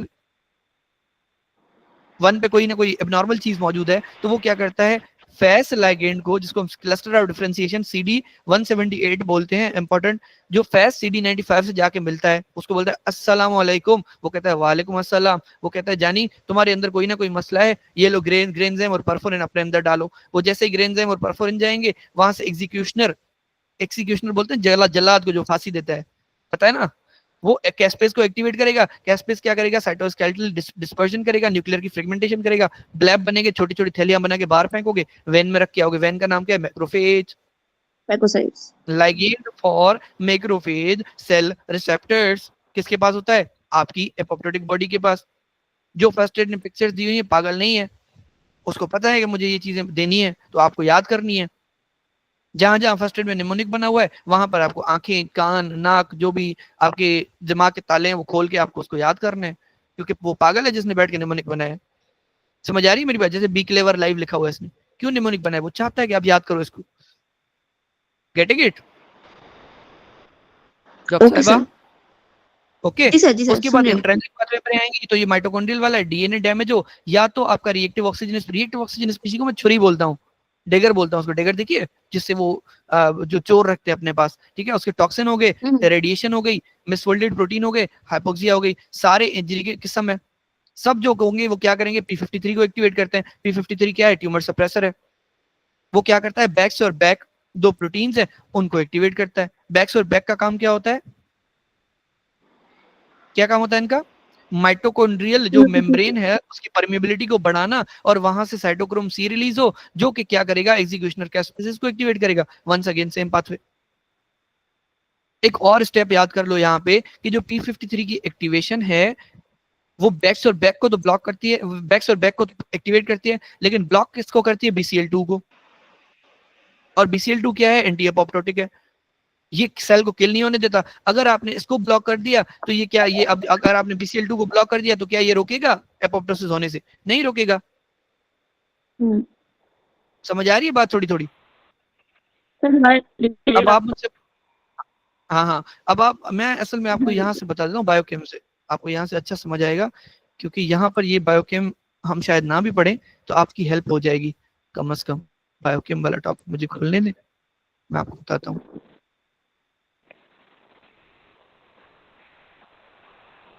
ये देखें, ये समझ आता है आपको? ये थोड़ा इन्होंने टफ करके लिखा हुआ, समझा देता हूँ। देखो डीएनए डैमेज नजर आ रहा है? रिस्पॉन्ड करो हाँ या ना करो, और बहुत ज्यादा रिस्पॉन्ड करो, सुन बहुत तो ना बैठो, ठीक है? डीएनए डैमेज नजर आ रहा है? P53 नजर आ रही है? P53 क्या करती है? P53 क्या करती है? इसको ब्लॉक करती है, इन दोनों को। पागल हो? नहीं आप सही हो, माजरत माजरत माजरत माजरत माजरत, सही कह रही हो। ये इसको ब्लॉक करती है BCL2 और BCLXL को। ठीक है। BCL2 और BCLXL को क्यों ब्लॉक करिए ब्रो? ये एंटी एपोप्टोटिक, एंटी एपोप्टोटिक है, मतलब सेल डेथ नहीं होने देंगे। अब ये इनको इसलिए ब्लॉक करती है बंटी ब्रो जी, क्योंकि आपका जो BCL है वो बैक्स और बैक को ब्लॉक करके बैठा होता है, उल्लू का बैठा। तो सिंपल क्या है, इसको ब्लॉक करो, ये सेट फ्री हो जाएंगे, ये अपना काम खुद ब खुद करने लगेंगे। तो P53 डायरेक्टली इसको एक्टिवेट करे ना करे कोई फर्क नहीं पड़ता, फर्क इस पे पड़ता है कि BCL को बंद करो, जो उल्लू का बैठा है इसको रोक के बैठा हुआ है काम करने से। ये तो फिर ऑटो मोड भी आ जाएगा, खुद ब खुद क्या करेगा? कैस्पेस एक्टिवेशन, एपोप्टोसिस। अब ये इसको कहते हैं इंटीग्रेशन। एक जगह वाली बात आपने दूसरी जगह सॉल्व कर ली। One of the most high yield picture of USMLE step 1 from the first aid. Okay. जब टाइम आया तो आपको ये वाली चीजें पढ़ाऊंगा। फिलहाल अगर इतना समझ आ गया तो मेरे पैसे पूरे हो गए, ये वाला जो मैंने अभी बताया। Got it? जी सर। ठीक है, ओके। वापस चलते हैं अपनी मंजिल मकसूद पर। एपोप्टोसिस क्या है? एपोप्टोसिस में डॉक्टर साहबा इंट्रिंसिक वाले पाथवे में क्या होगा? अंदर ही अंदर सारा काम चल रहा है। एक्सट्रिंसिक में कोई बाहर से आएगा, अस्सलाम वालेकुम बोलेगा, हम उसको वालेकुम अस्सलाम बोलेंगे, और जो ग्रेन्जाइम और परफोरिन होगा वो रिसीव करेंगे, एपोप्टोटिक बॉडी बना के मैक्रोफेज को देंगे, हमारा काम हो गया। इंट्रिंसिक पाथवे में क्या है? Involve in tissue remodelling in embryogenesis. अभी मैंने आपको एग्जांपल दिया है, जब आप छोटे से थे आपकी जो फिंगर्स थी आपस में मिली हुई थी, और फिंगर्स को सेपरेट होने के लिए क्या हुआ? आपको इंट्रिंसिक पाथवे को यूज करना पड़ा। ठीक है डॉक्टर साहबा? Yes sir. हेलो, जाग जाएं, ठीक है। Involve in tissue remodelling in embryogenesis occurs when a regulating factor is withdrawn. हाँ सॉरी, मैं सुन रही हूँ, बिल्कुल मैं सुन रही हूँ। कुछ कह रही हैं? जागी हूँ, मैं जागी हूँ, सुन रही हूँ बिल्कुल। डॉक्टर साहबा आपकी आवाज कट के आ रही है यार, पता नहीं क्या मसला है। अब आ रही है? ओके सुन, ग्रेट, हाँ ठीक है, good, okay. Involve in tissue remodelling, हाँ आ रही है अब आवाज। Involved in tissue remodeling in embryogenesis occurs when a regulating factor is withdrawn from a proliferating cell population. जैसे फॉर सपोज इंटरल्यूकिन 2 कम कर देते हो आप after a complete immunologic reaction, तो एपोप्टोसिस हो जाएगी प्रोलिफरेटिंग इफेक्टर सेल्स की। इसका मकसद समझाया मुझे अगर आपको आता है तो, इन दो लाइंस का। इंटरल्यूकिन 2 जो हम आपस एक्टिवेट करते हैं उसको, टी सेल्स को। किसको? हाँ, अब अगर फॉर सपोज जब तक आपका इम्यून रिएक्शन चल रहा था, जब तक इन्फ्लेमेशन चल रहा था, तब तक इंटरल्यूकिन 2 आ रहा होगा। अगर इंटरल्यूकिन 2 नहीं आएगा तो क्या होगा, आपके जो इफेक्टेड सेल्स हैं वो खत्म हो जाएंगे। ओके इसको यही तो ये इंट्रिंसिक एपोप्टोसिस का एक हिस्सा है। अब ये वाला एग्जांपल आपके क्वेश्चन पे आ सकता है, याद रखने वाली बात है, इंपॉर्टेंट बात है। Also occurs after exposure to injurious stimuli जैसे रेडिएशन, टॉक्सिन, हाइपोक्सिया। वो चीज तो हम नीचे ही पढ़ के आए हैं। Regulated by okay BCL2 family proteins, क्योंकि BCL2 क्या करता ठीक है, है बैक्स और बैक जो प्रो एपोप्टोटिक है उनको नॉर्मली बंद करके रखता है। अब अगर आपको एपोप्टोसिस करवानी है तो आपने क्या करना है, BCL2 और BCLXL को बंद कर देना है। अब आप मुझे ओके बताएंगी, फॉर सपोज अगर मैं BCL2 और जो BCLXL हैं इनको बंद करने की ताकत खो दूं। हाँ तो अगर P53 की म्यूटेशन हो जाएगी। हेलो। हाँ, अगर BCL2, हाँ P53 की म्यूटेशन को छोड़ो ना फिलहाल, चलो P53 की म्यूटेशन को याद रख लो। जनरली मैं बता रहा हूँ, अगर BCL2 की ओवर एक्सप्रेशन करवा दूं मैं तो क्या होता है, एंटी एपोप्टोटिक एक्टिविटी बढ़ जाएगी। इसी को तो बोलते हैं फॉलिकुलर लिम्फोमा, कैंसर है। ओके सही। जो मैं बता रहा हूँ उस पर फोकस करो, ठीक है। वो इसलिए क्योंकि मैं तुम्हें कहीं यहीं से, तुम्हारी बात सही है कि P53 की म्यूटेशन वो जब टॉप टाइम आएगा तब सही पढ़ेंगे। फिलहाल इस चीज को याद करो कि जो फॉलिकुलर लिम्फोमा है, एक और चीज याद कर लो, ये जो ट्रांसलोकेशन 14-18 है, ये फॉलिकुलर लिम्फोमा भी होती है, diffuse large B cell lymphoma में भी मिलती है, DLBCL जी बोलते हैं इसको। 14 ये हिमेटोलॉजी के जो WBC वाला टॉपिक जो तुम्हारा वीक है, वहां से तुम्हारा एक चीज तो ये क्लियर कर लो। अगली बार जब मैं पूछूं तो तुम्हें पता होना चाहिए कि ट्रांसलोकेशन 14-18 फॉलिकुलर लिम्फोमा, BCL2 की ओवर एक्सप्रेशन, ये सेम चीज हमें कहां पर मिलती है, DLBCL में। ठीक है अल्टीमेटली क्या होता है, केस्पेस की एक्टिवेशन जो कम होती है, ट्यूमरिजेनेसिस ज्यादा होती है। अब वो सवाल में ये सब ऑप्शन बना के दे सकता है तुम्हें, ये एक लाइन से मैं 5 सवाल बना सकता हूँ बड़े आराम से, ठीक है बड़े सुकून से, ये वाली लाइन। Got it? बिल्कुल ठीक है। हम क्या पढ़ रहे थे ऊपर कि regulated by BCL2 family of protein, Bax and Bak are proapoptotic, bad for survival, while BCL2 and BCLXL are anti apoptotic, be clever life. जहां पर निमोनिक आ गया, आपके दिमाग के ताले खुल गए। Bax and Bak form pores in the mitochondrial membrane. Ultimately क्या होगा, आपके साइटोक्रोम C रिलीज होगा from the inner mitochondrial membrane into the cytoplasm, activation of caspases. BCL2 क्या करता है, ये माइटोकॉन्ड्रियल मेम्ब्रेन को इम्परमेबल करके रखता है, ये उसको हार्ड करके रखता है। और ये भी जरूरी है आपके लिए, बैलेंस होना चाहिए दोनों का, ठीक है। ये इसलिए जरूरी है, अगर ये ना देती आपको नेचर तो आपके सारे जो कैस्पेसिस है वो बार बार बाहर आते, आपकी बार बार एपोप्टोसिस होती रहती, सारी आपकी आप झड़ जाते, पूरे खत्म हो जाते आप। जब तक BCL2 है तब तक आपके सेल लाइव हैं, तब तक आपके सेल परफॉर्म कर रहे हैं, there by preventing cytochrome C release. तो एक्चुअल में जो बिल्ट इन फीचर है वो ये है कि साइटोक्रोम C की रिलीज को प्रिवेंट करना है। लेकिन अगर हमें सेल को जब जब एजिंग हो गई सेल की, सेल खत्म करना है हमने, तो हमने क्या करना है, BCL2 के काम को इनहिबिट करना है with the help of P53। और जब ये काम बंद हुआ तो बैक्स और बैक ऑटो मोड पर आ जाते हैं, अपना काम करके दिखाते हैं। ये है आपकी इंट्रिंसिक एपोप्टोसिस। माइटोकॉन्ड्रिया यूज हो रही है तो इंट्रिंसिक माइटोकॉन्ड्रियल पाथवे बोलते हैं इसको। ठीक है नेक्स्ट सर। क्या है, एक्सट्रिंसिक डेथ रिसेप्टर पाथवे। हाँ ऐसे ठीक है बोलें तो, ताकि मुझे पता चले कि आपको गेन हो रहा है कम से कम, ठीक है। Okay, extrinsic death receptor pathway क्या होता है कि इसमें क्या होता है, लाइगेंड रिसेप्टर इंटरेक्शन होती है, फैस लाइगेंड बाइंड करता है फैस CD95 के साथ। फैस लाइगेंड का दूसरा नाम क्या है, CD178, अपनी बुक पे लिख लो। और TNF alpha binding to its receptor, ये वही TNF अल्फा है जो मैक्रोफेज से रिलीज होता है। ठीक है इसका नाम ही ट्यूमर नेक्रोसिस फैक्टर है। दूर से ही पता लग रहा है कि ये नेक्रोसिस करवाएगा या एपोप्टोसिस करवाएगा। अगर इज्जत से हो बिल्कुल रही है तो एपोप्टोसिस, अगर थोड़ी हमें इंसल्ट करनी पड़ रही है, नेक्रोसिस। प्रोसेस। वैसे भी सेलुलर इंसल्ट को ही नेक्रोसिस बोलते हैं। फैस और Fas ligand interaction is necessary in thymic medullary negative selection. ये जब इम्यूनो का टॉपिक आएगा तो बताऊंगा, फिलहाल यहाँ पर इतना याद कर लो, ठीक है। कि ऐसा टी सेल जो अपनी सेल्फ पेप्टाइड से बाइंड होने की ताकत रखता है बहुत ज्यादा, उसको हम रूल आउट कर देते हैं कहीं। फिर क्या होगा, ये अल्टीमेटली अपने ही सेल्स को खाता जाएगा। इसको कहते हैं thymic medullary negative selection. Okay auto immune lymphoproliferative syndrome क्या होता है कि अगर आपका फैस और फैस लिगेंड डिफेक्टिव हो तो क्या होगा, सेल किल नहीं हो पाएंगे, क्लोनल डिलीशन नहीं हो पाएगी। क्या होगा, increase number of self reacting lymphocytes. Ultimately क्या करेंगे, खुद के ही सेल्स को तबाह और बर्बाद करेंगे उनकी, क्योंकि नंबर बढ़ जाएगा तो लिम्फेडिनोपैथी, लिम्फ नोड सूज जाएंगे। हेपेटोस्प्लीनोमेगाली में रेटिकुलो एंडोथेलियल सिस्टम होता है जो क्लियर करना चाहता है इनको, तो वो क्लियर करते करते वो भी गरीब थक जाएंगे, उनकी भी मेगैली हो जाएगी, ऑटो इम्यून साइटोपेनियाज हो जाएंगी, क्योंकि जो आपके लिम्फोसाइट्स हैं वो खुद के सेल्स को किल करते जाएंगे। परफोरिन, और इसीलिए मैंने कहा था कि नेचर ने आपको BCL2 BCL-XL का एक निजाम दिया हुआ है, कहीं ऐसे ना हो जाए कि आपके अपने सेल्स झड़ते जाएं, जो काम की चीजें वो खत्म होती जाएं। ठीक है, ठीक है। उसके बाद क्या है, Yes. परफोरिन और ग्रेन्जाइम पाथवे क्या है, release of granules containing perforin and granzyme by immune cells, जैसे साइटोटॉक्सिक टी सेल हो या नेचुरल किलर सेल हो। परफोरिन पोर बनाता है, पोर बना के क्या होगा, अंदर पानी जाएगा, पानी जाएगा तो वो फाड़ देगा सेल को, या वो जाके कैस्पेस को एक्टिवेट करेगा। ठीक है, ऑस्मोटिक लाइसिस भी हो सकती है। ये वाला इज्जत वाला जो मैकेनिज्म है वो आपको मैंने ऑलरेडी बता दिया। और एंटर द टारगेट सेल। बढ़ते हैं आगे, नेक्रोसिस। अभी हमने देखा कि एक्सोजेनस इंजरी, प्लाज्मा मेम्ब्रेन का डैमेज, इंट्रासेल्युलर कंपोनेंट्स लीक होंगे, cell undergo enzymatic degradation and protein की denaturation, local inflammatory reaction. Unlike apoptosis, apoptosis ऐसे होता है कि सुकून से काम हो जाता है, विद प्रोग्रामिंग होता है। ये ऐसे ही होता है जैसे आप किसी चीज को, अपनी यूएसबी को खुद फॉर्मेट करो। और एक होती है यूएसबी करप्ट हो जाना। हुई है कभी आपकी यूएसबी करप्ट, या डेटा जो कार्ड होता था प्रीवियस टाइम में, Yes, sir. वो हम लेके आते थे मार्केट से, वो करप्ट हो जाता था, हार्ड डिस्क करप्ट हो जाती थी। तो करप्ट हो जाए तो उसको नेक्रोसिस बोलते हैं। डिलीट तो उसमें भी हो रहा है, इसमें भी हो रहा है, इसमें इज्जत से हो रहा है, उसमें बड़ा इंसल्ट करके हो रहा है। कोएगुलेटिव नेक्रोसिस तब होती है जब इस्कीमिया होता है, बहुत से ज्यादा इंपॉर्टेंट, या इन्फाक्ट होता है in most tissues except brain.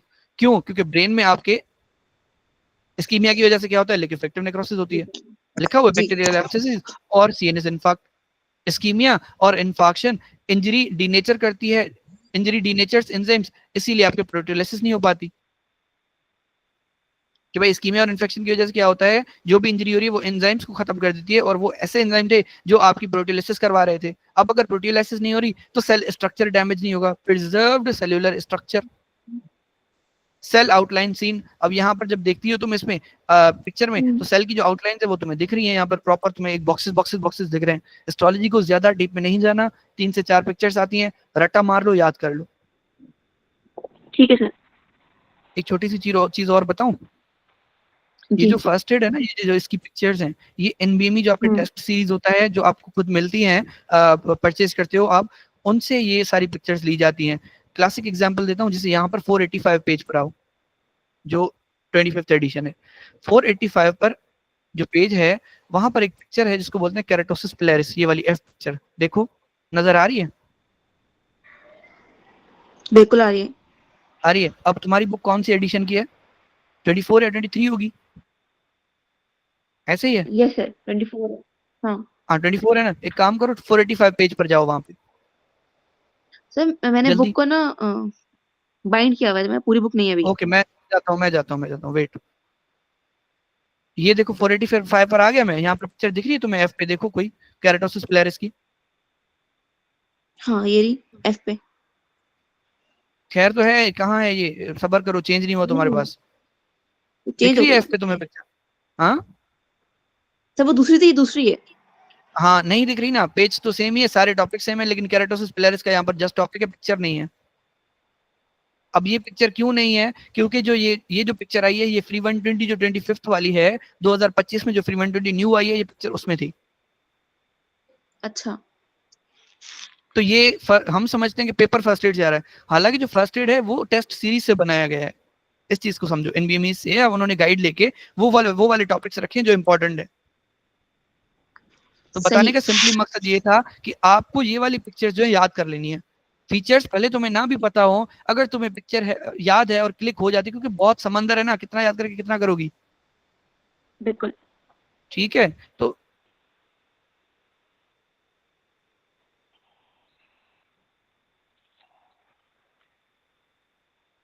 Hello. ठीक है, सॉरी। जी। कोएगुलेटिव नेक्रोसिस ये हो गया, आपको समझ आ गया कि भाई लिक्विफेक्टिव कोएगुलेटिव नेक्रोसिस में क्या, preserved cell structure, cell outline seen but nuclei disappear, increased cytoplasmic binding of eosin stain. अब इस चीज को समझ लो, ये इओसिनोफिलिया वो वाली इओसिनोफिलिया नहीं है कि इओसिनोफिल यहाँ पर ज्यादा आ जाते हैं। ये इओसिनोफिलिया वो है हेमेटॉक्सिलिन और जो आपका इओसिनोफिलिक स्टेन होता है, ठीक है, एचएनई स्टेन जो हम लोग करते हैं, उसमें अगर रेड और पिंक कलर आता है, इसको बोलते हैं इओसिनोफिलिया। ये ऐसे नहीं है कि कोई बोले ना अगर ये सिर्फ इजोनोफिल्स आ जाते हैं, बच्चे क्या क्या करते हैं, कहते हैं सर यहाँ पर इजोनोफिल्स मिलेंगे, क्यों कोई पैरासाइट घूम के गया है क्या? Okay sir, okay. ठीक है, तो it is just only colour कि साइटोप्लाज्मिक बाइंडिंग ऑफ यूजिनिस्टिन, कोएगुलेटिव नेक्रोसिस क्या होता है, ischaemia infarct in most tissues except brain. Ischaemia infarct injury denature करती है एंजाइम्स, इस वजह से सेलुलर स्ट्रक्चर प्रिजर्व हो जाती है। ये हम बार बार बात करें, सेलुलर स्ट्रक्चर प्रिजर्व हो जाती है, इसलिए क्योंकि हिस्टोलॉजी पिक्चर होगी तो वहां पर आपको समझ आ जाएगा कि सेल स्ट्रक्चर जो है वो आपकी इंटैक्ट है। ठीक है सर। लिक्विफेक्टिव नेक्रोसिस की बात करोगी, बैक्टीरियल एब्सेस, पानी भरा होता है, लिक्विफेक्टिव का नाम ही पानी है। सीएनएस इन्फार्क्ट की बात करोगी, पानी भरा हुआ। Neutrophils release lysosomal enzymes that degrade that digest the tissue. अब यहाँ पर क्या होगा, आपकी जो सेल डेब्रीज होगी, सेलुलर डेब्रीज होंगी और मैक्रोफेजेस होंगे, ठीक है। अब यहाँ पर आपका जो सेलुलर स्ट्रक्चर होगा वो इंटैक्ट नहीं होगा, क्योंकि न्यूट्रोफिल्स ने क्या किया, लाइसोसोमल एंजाइम्स दिए जिससे टिश्यू डैमेज हो गया। लेट में क्या होगा, सिस्टिक स्पेसेस एंड कैविटेशन, यानी सीएनएस वाला सीन। ठीक है, सिस्टिक स्पेसेस और कैविटेशन बन जाएंगी सीएनएस में, और neutrophils and cell debris seen with bacterial infection. Obviously बात है, न्यूट्रोफिल देखते ही तब वो सीबीसी में कि जब बैक्टीरियल इन्फेक्शन होता है, मतलब बैक्टीरियल इन्फेक्शन पता लगता है, न्यूट्रोफिल बढ़ रहे होते हैं तो, ठीक है। ओके, केशियस नेक्रोसिस में क्या होता है, टीबी, सिस्टेमिक फंजाई जैसे हिस्टोप्लाज्मा कैप्सुलेटम या नोकार्डिया, मैक्रोफेजेस वॉल ऑफ करते हैं, इन्फेक्टिव माइक्रोऑर्गेनिज्म, ग्रैनुलर डेब्रीज बनती हैं, fragmented cells and debris surrounded by lymphocytes and macrophages, granuloma बनता है। अब मुझे ग्रैनुलोमा पढ़ाने की नीड नहीं है तुम्हें कि ग्रैनुलोमा कैसे बनता है। जब टीबी पार्टिकल आता है, मैक्रोफेज टीबी पार्टिकल को पिक करता है, इंटरल्यूकिन 12 रिलीज करता है, TH1 को एक्टिवेट करेगा, TH1 फिर अगेन इंटरफ्रॉन गामा देगा, इंटरफ्रॉन गामा मैक्रोफेज के पास जाएगा, वहां से TNF अल्फा रिलीज होगा, मेंटेन ग्रैनुलोमा। जी, ना कहते हुए मैंने पढ़ा दिया, ठीक है। और ये आपका केशियस नेक्रोसिस का एक क्लासिक एग्जांपल है, टीबी, फंजाई जिसमें हिस्टोप्लाज्मा कैप्सुलेटम और नोकार्डिया, एसिड फास्ट बैक्टीरिया होता है, चीज लाइक ग्रॉस अपीयरेंस होती है। पिक्चर देख लो, इसने चीज बोला है तो भाई ने बोला करने का तो करने का, बस बात खत्म। अब मत सोचना ये चीज है क्या है, ब्ला ब्ला रट्टा मारो। फैट में क्या होता है, एंजाइमेटिक होती है, एक दूसरी नॉन एंजाइमेटिक होती है। एंजाइमेटिक का क्लासिक एग्जांपल क्या है, एक्यूट पेनक्रियाटाइटिस, सेपोनिफिकेशन बोलते हैं, जैसे साबुन के बबल बनते हैं ऑफ द पेनक्रियाटिक फैट। साबुन में क्या होता है, एक पोलर कंपाउंड, एक नॉन पोलर कंपाउंड, जब तुम हाथ धोती हो तो झाग बन जाती है, इस झाग को बोलते हैं सेपोनिफिकेशन। जी, नॉन एंजाइमेटिक में होता है ट्रॉमा, जैसे फॉर सपोज आप अपने भाई के साथ, एक लड़की है, बच्ची है 18 साल की, वो अपने 14 साल की 15 साल की अपने भाई के साथ क्रिकेट खेल रही थी, उसके ब्रेस्ट पे जाके बॉल लग गया, वहां पर जो नेक्रोसिस होती है उसको बोलते हैं फैट नेक्रोसिस। नॉन एंजाइमेटिक होती है, किसी भी नॉर्मल इंजरी की वजह से होती रहती है फैट अपना ब्रेस्ट टिश्यू में। डैमेज्ड पेनक्रियाटिक सेल रिलीज करता है लाइपेज, उससे क्या होता है, breakdown of the triglycerides, liberated free fatty acids with bind calcium. ये बहुत इंपॉर्टेंट बात है कि जो फ्री फैटी एसिड होते हैं वो आपके कैल्शियम के साथ बाइंड करते हैं, वहां पर क्या होती है, चॉकी वाइट अपीयरेंस आती है, झाग वाली, इसको बोलते हैं saponification. Outlines of the dead cells, outlines of the dead fat, outlines of the dead fat cells without peripheral nuclei, saponification of the fat combined with calcium plus 2 appears dark blue on HNE stain। Picture D में देख लो, ये जो whitish appearance आ रही है, ये fat की आ रही है। उसके बाद आगे बढ़ते हैं, फिब्रिनोइड नेक्रोसिस का क्लासिक एग्जांपल है पॉलीआर्थराइटिस नोडोसा। टाइप 3 हाइपरसेंसिटिविटी हो रही होती है, इम्यून कॉम्प्लेक्स बनते हैं, वो वेसल में जाके रुक जाते हैं, वहां पर कॉम्प्लीमेंट आता है, कॉम्प्लीमेंट न्यूट्रोफिल को बुलाता है या फिर मैक कॉम्प्लेक्स बनाता है। अल्टीमेटली क्या होता है, आपका वेसल डैमेज हो जाती है। सही है, ठीक है। नॉन इम्यून की बात करोगी तो क्या होता है, वेस्कुलर रिएक्शन जैसे हाइपरटेंसिव इमरजेंसी या प्रीक्लेम्शिया। प्रीक्लेम्शिया रेप्रो में पढ़ेंगे, हाइपरटेंसिव इमरजेंसी कार्डियो में पढ़ेंगे। फिलहाल रट्टा मारो कि यहाँ पर फिब्रिनोइड नेक्रोसिस मिलती है प्रेशर की वजह से, immune complex deposition, type 3 hypersensitivity reaction, and और प्लाज्मा प्रोटीन लीकेज जिसमें फिब्रिन ज्यादा लीक होती है, जिसकी वजह से क्या होता है, आपका फिब्रिनोइड नाम होता है इसका। पिक्चर क्या है इसकी, ई वाली पिक्चर है। सही है, एक सेकंड दे दें मुझे।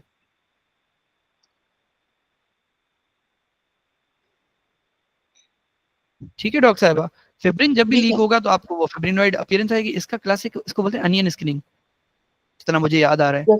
ये देख लीजिए, ये हम कार्डियो में पढ़ेंगे इंशाल्लाह, ठीक है।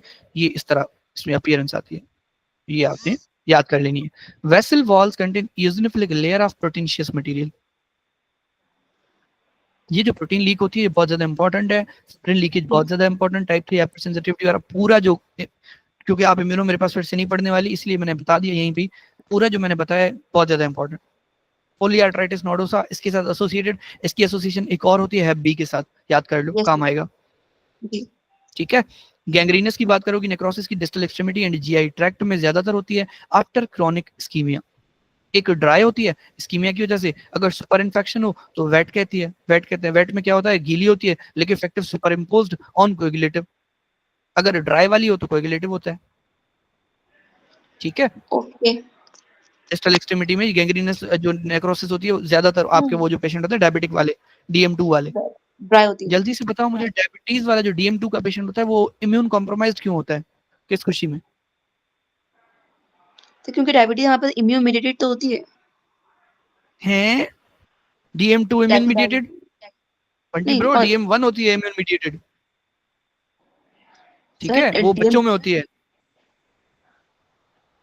सर DM2 में भी क्या? हमारे जो इंसुलिन रेजिस्टेंस होती है, मेटाबॉलिक सिंड्रोम होता है। आवाज आपकी क्लियर नहीं है, आपकी आवाज क्लियर नहीं है। अरे सर, तो टाइप 2 डायबिटीज है, उसकी भी एसोसिएशन तो है ना हमारे साथ ऑटोइम्यून, उसमें भी हाइपोथायराइडिज्म मिलता है हमें। उसमें हाँ, मेटाबॉलिक किसने बताया आपको ये? आपको किसने पढ़ाया कि डायबिटीज मेलाइटिस टाइप 2 में ऑटो इम्यूनिटी होती है? किसने पढ़ाया आपको? उस टीचर से पैसे वापस लेके मुझे सेंड करिएगा। ठीक है। मैं खुद डी डायबिटीज मेलाइटिस टाइप 2 का ऑटो इम्यूनिटी से कोई रिलेशन नहीं होता, उसका रिलेशन होता है इंसुलिन रेजिस्टेंस के साथ। जो डायबिटीज मेलाइटिस टाइप 1 होती है वो होती है ऑटो इम्यून। उसकी एसोसिएशन है ना हमारे पास अदर ऑटोइम्यून। आपकी आवाज कट रही है यार, क्या मसला है पता नहीं। सेट करो ना, मजा थोड़ी ना आएगा ऐसे मुझे। सेट करो माइक को थोड़ा, या उसके करीब रहो माइक तो के। माइक हाँ से बताओ। सिग्नल ड्रॉप हो रहा है। अच्छा, क्या कह रही हैं आप? फिर से कहें। मैं इस तरह रिलेट कर रही थी कि हमें डायबिटीज के साथ हमें हाइपोथायराइडिज्म भी मिलता है और बाकी डिसऑर्डर भी मिलते हैं। नहीं नहीं नहीं नहीं, डायबिटीज टाइप 1 डायबिटीज मेलाइटिस में anti glutamic acid decarboxylase antibodies, islet cell cytoplasmic antibodies, auto immunity type 1 diabetes. ठीक है, फेमिलियल होती है। उसके बाद आपका फेमिलियल तो खैर वो भी होती है सेकंड टाइप 2 वाली। उसके बाद ये बच्चों में ज्यादा होती है। ठीक है, 10 साल का बच्चा, 15 साल का बच्चा। ठीक है। जो टाइप 2 डायबिटीज मेलाइटिस होती है वो बड़ों में होती है 35-40 साल के बाद अमूमन। ठीक है, या लेटर स्टेजेस में होती है। उसका रीजन ये होता है कि आपकी ओबेसिटी की वजह से या इम्यून आपका इंसुलिन रेजिस्टेंस की वजह से वो ज्यादा होती है। ठीक है। बिल्कुल बिल्कुल। ओके। अब रही बात आपके कि भाई और आपका जो इम्यून कॉम्प्रोमाइज्ड क्यों है डायबिटीज मेलाइटिस टाइप 2 वाला बंदा। डायबिटीज मेलाइटिस टाइप 2 में पूरी जो ब्लड होती है वो ग्लूकोज से भरी पड़ी होती है, सही कह रहा हूँ? बिल्कुल सही। इसीलिए जो ब्लड फ्लो होता है वो स्लगिश होता है, सही कह रहा हूँ? हाँ हाँ। इसीलिए जो आपके इम्यून सेल हैं वो अपनी एरिया ऑफ इंजरी पर पहुंच नहीं जा पाते, एरिया ऑफ क्लियरेंस पर पहुंच नहीं पाते। ठीक है। ओके ठीक है। इस वजह से आपका जो कोई भी इंजरी होती है डायबिटीज वाले पेशेंट को, वो हम कोशिश करते हैं कि अर्ली फेजेस में उसको ट्रीट कर लें। अगर वो ट्रीट ना हो पाई तो क्या होगा, अल्टीमेटली आपको एम्पुटेट करना पड़ेगा, क्योंकि वहां पर गैंग्रीनस नेक्रोसिस हो जाती है, पैर काटना पड़ेगा बंदे का। डिस्टल एक्सट्रीमिटी लिखा हुआ था वहां पर। अब देखो टाइप 1 डायबिटीज मेलाइटिस में ऑटो इम्यूनिटी से मीडिएटेड डिस्ट्रक्शन, कहीं भी लिखा हुआ है इन्होंने ऑटो इम्यून की बात यहाँ पर? इंक्रीज्ड रेजिस्टेंस टू इंसुलिन या progressive pancreatic beta cell failure, ये जो आइलेट्स ऑफ लेंगरहॉर्न होते हैं। टाइप 2 में ऑटो इम्यूनिटी को ऐसे ही भुला दो जैसे तुम बुरी यादों को भुला देती हो। ठीक है सर। टाइप 1 ऑटो इम्यून, ये 1 को मैं आई याद करता हूँ, आई लिखते हैं ना रोमन में इसको, इम्यून, ऑटो इम्यून। ठीक है। ये सर, ये मुझे याद ओके। था, इसमें इसको रिलेट कर रही थी कि इसमें हमें नहीं करो हाइपोथायराइडिज्म ना, नहीं, मुझे नहीं पता आप कैसे, मुझे समझ नहीं आया आपका कोरिलेशन और आपकी आवाज भी कट रही है, तो हम आगे बढ़ रहे हैं। फिलहाल इसको ऐसे यहीं से याद कर लो, होगा आपके पास कॉन्सेप्ट, और मुझे समझ नहीं आया वो वाला। फिलहाल जो मैं बता रहा हूँ वो याद कर लो कि insulin resistance, progressive pancreatic beta cell failure, auto immune T cell mediated destruction of the beta cells type 1। इसमें यस सर। इसमें क्यों आपका इम्यून कॉम्प्रोमाइज्ड है? क्योंकि आपकी ब्लड में ग्लूकोज भरा पड़ा होता है, ब्लड फ्लो स्लगिश होता है, इम्यून सेल्स ट्रेवल नहीं कर पाते इजिली अपनी point of clearance of infection पे। अगर इन्फेक्शन क्लियर नहीं होगा तो आपको अल्टीमेटली गैंग्रीनस नेक्रोसिस हो जाएगी और आपको क्या करना पड़ेगा, एम्पुटेट करना पड़ेगा डायबिटिक पेशेंट के फुट को। इसीलिए यहाँ पर लिखा था डिस्टल एक्सट्रीमिटी। ठीक है सर। ओके हो गया? आगे ओके। बढ़ते हैं। इस्कीमिया की बात करते हैं तो inadequate blood supply to meet demand.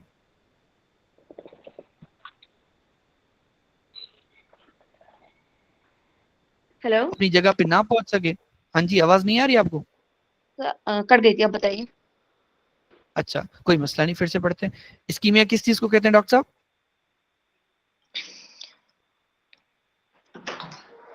Ischemia basically वहाँ पर डिक्रीज ऑक्सीजन सप्लाई।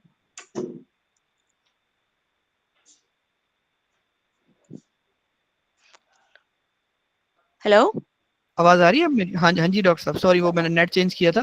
मुझे बताइएगा इस्कीमिया किस चीज को कहते हैं? तो डिक्रीज ऑक्सीजन सप्लाई। हाँ ठीक है, कि ब्लड सप्लाई डिक्रीज होगी तो जाहिर सी बात है ऑक्सीजन नहीं आ जा पाएगा, आर्टीरियल परफ्यूजन नहीं हो पाएगी, जैसे एथेरोस्क्लेरोसिस का केस हो गया। या वेनस ड्रेनेज ना हो पाए, जैसे टेस्टिकुलर टॉर्जन के केस में या ओवेरियन टॉर्जन के केस में। या बर्डकियारी सिंड्रोम में क्या होता है, हेपेटिक वेन की ऑब्स्ट्रक्शन हो जाती है, क्लॉट हो जाता है, थ्रोम्बोसिस हो जाती है। ठीक है, shock, you know about it, कि fever, hypertension, altered mental status, और आपका जो है अपना क्या नाम है, डिक्रीज्ड ब्लड परफ्यूजन, ऑब्वियस सी बात है। चाहे वो सेप्टिक शॉक हो, चाहे वो कार्डियोजेनिक शॉक हो, चाहे वो हाइपोवोलेमिक शॉक हो, इन सब तीनों कंडीशंस में आपको अल्टीमेटली क्या होगा, इस्कीमिया होती है। या तो एथेरोस्क्लेरोसिस हो, यानी आर्टीरियल परफ्यूजन कम हो, या तो वेनस ड्रेनेज कम हो, या तो शॉक हो। Reasons most vulnerable to hypoxia और इस्कीमिया एंड सब्सिक्वेंट इन्फॉक्शन कौन से होते हैं? Brain, heart, kidney, liver, colon. इन सब की कोई ना कोई खास पॉइंट होती है जहां पर आपको इस्कीमिया ज्यादातर कॉमनली हो रही होती है। जैसे anterior cerebral artery, middle cerebral artery और पोस्टीरियर सेरिब्रल आर्टरी के जो जंक्शन पॉइंट्स हैं, जिनको हम लोग वाटरशेड एरियाज भी बोलते हैं, जैसे हार्ट में सब endocardium of the left ventricle, yellow line in the picture A outline सब एंडोकार्डियल इन्फेक्शन। 3 लेयर्स होती हैं, endocardium, myocardial layer, pericardial layer. जो अंदर वाले लेयर है, यानी अब सब एंडोकार्डियम को समझिएगा, ये पेरिकार्डियम है ना फर्स्ट सपोज, बाहर वाली ये वाली पेरिकार्डियम है फर्स्ट सपोज, ठीक है, या ऊपर वाली को पेरिकार्डियम कर लेते हैं हम लोग। ये वाली पेरिकार्डियल है डॉक्टर साहब? नहीं, पेरिकार्डियल मुझे नीचे वाली रखनी पड़ेगी। ये पेरिकार्डियल लेयर है, ठीक है, बाहर, हार्ट का बाहर वाला हिस्सा जो है, ऐसे समझ लें। ओके, उसके बाद अब जो सब एंडोकार्डियल होता है वो यहाँ पर होता है, नॉट के यहाँ पर, इस चीज को भूलिएगा मत। ओके, ये सब एंडोकार्डियल है, ठीक है। अब सब एंडोकार्डियल लेयर में क्या होगा, आपकी ब्लड को फेस कर रही है। क्या कह रही हैं? सब एंडोकार्डियल वो है जो ब्लड को फेस कर रही है, जो हाँ ब्लड ओके को फेस कर रही है। ओके, खैर सब एंडोकार्डियल जो रीजन है वो आपका हाईली प्रोन होता है, हाईली वल्नरेबल होता है टू इस्कीमिया। Got it? सब एंडोकार्डियल वो एरिया है जो कि ब्लड को फेस हाँ, कर रहा है। कैसे ब्लड को फेस करेगा? अगर मेरे ख्याल से ये अंदर वाला ऐसा होता है जितना मुझे याद आ रहा है, वे मायोकार्डियम सब के एंडोकार्डियम। बाहर। हाँ, मायोकार्डियम के बाहर ना भी बोलूं, बोल सकते हैं, लेकिन ये कि वो एक वो चीज क्रिएट कर देगी, आपको फर्स्ट क्रिएट कर देगा आपके माइंड में। इतना याद करो, ये पेरिकार्डियम है, ये मायोकार्डियम है, ये एंडोकार्डियम। ये सर्च कर लेते हैं, मसला नहीं, हो सकता है कि मैं गलत भी हूँ, मुझे इस पे थोड़ा सा डाउट आ रहा है, अपने आप पे ही डाउट आ रहा है मुझे। सब एंडोकार्डियल लेयर कर लेते हैं, पिक्चर आप लोग सर्च कर लिया करें, क्लियर हो जाता है उससे। जैसे ये है, ठीक है, ये आपका, हाँ कोई अच्छी पिक्चर दिख रही है अभी, ये वाली जैसे पिक्चर है फर्स्ट में, बिटवीन मायोकार्डियम और एंडोकार्डियम। वही, बिल्कुल वही समझा रहा था कि यहाँ पर मायोकार्डियम है, यहाँ पर एपी या पेरिकार्डियम जो भी बोलो उसको। उसके बाद जो एंडोकार्डियम है, उसके नीचे वाला जो पोर्शन जो ब्लड को फेस कर रही है, वो उसको वो नहीं है ब्लड, मतलब वो वाली ब्लड जो हार्ट में फिल हो रही है, ठीक है, यानी उसके ऑपोजिट, यानी मायोकार्डियम और एंडोकार्डियम के बीच में आती है आपकी सब एंडोकार्डियल लेयर। Got it? समझ आ गया? ओके हो गया। यहाँ पर फिर यहाँ पर ये वाली पिक्चर बहुत प्यारी बनी हुई है, इसको देख लो। एंडोकार्डियम के अंदर एंडोकार्डियल के लेयर, ये सब एंडोकार्डियम, और ये वाला जो रीजन है, एक चीज और समझ लो, बच्चे इसमें बहुत वो होते हैं, परेशान होते हैं। जो हार्ट वॉल को जो ब्लड सप्लाई मिलता है ना मेरी जान, वो मिलता है आपके कोरोनरी वाला, नॉट के वो जो वहां पर फिल हो रहा है। समझो इस बात को, जो हार्ट में ब्लड फिल होती है ना, वो हार्ट खुद यूज नहीं करती उसको कभी भी। हार्ट कौन सी ब्लड को यूज करती है? जो वापस कोरोनरी से वापस आके सप्लाई होती है। और कोरोनरी आर्टरीज कहां से जनरेट होती है? जहां से एओर्टा निकलता है। बिल्कुल ठीक है, ओके हो गया। ये समझ आ गई ना, एंडोकार्डियम वाली बात, सब एंडोकार्डियल वाली बात। किडनी में कौन सा रीजन है? Straight segment of the proximal tubule, ये मेडुला में, और उसके बाद आपका थिक असेंडिंग लिम्ब मेडुला में। लिवर में क्या होता है? Area around the central vein, zone 3, colon में स्प्लेनिक फ्लैक्चर या ग्रिफ्ट पॉइंट, रेक्टोसिग्मोइड जंक्शन, स्यूडेक पॉइंट। ये आपका इंटेस्टीन होता है first of all, ascending, descending, transverse. ये वाली पॉइंट मेरे ख्याल से होती है स्प्लेनिक फ्लेक्चर, और नीचे होता है स्यूडेक पॉइंट। इन दोनों जगहों पे आपको सबसे ज्यादा इस्कीमिया हो रहा होता है, और यही चीज आपको जीआई में पढ़ाएगा। वाटरशेड एरिया, जहां जहां ए है, ठीक है, watershed areas, border zones receive blood supply from the most distal branches of the two arteries with limited collateral vascularity। ये ऐसे ही होता है जैसे वो एक बंदा दो कश्तियों में सवार होता है, ना इधर का रहता है ना उधर का रहता है। These areas are susceptible to ischemia from hypoperfusion. Neurons most vulnerable to hypoxia ischemic insults include Purkinje cells of the cerebellum, pyramidal cells of the hippocampus, and neocortex. Layer 3, 5, 6.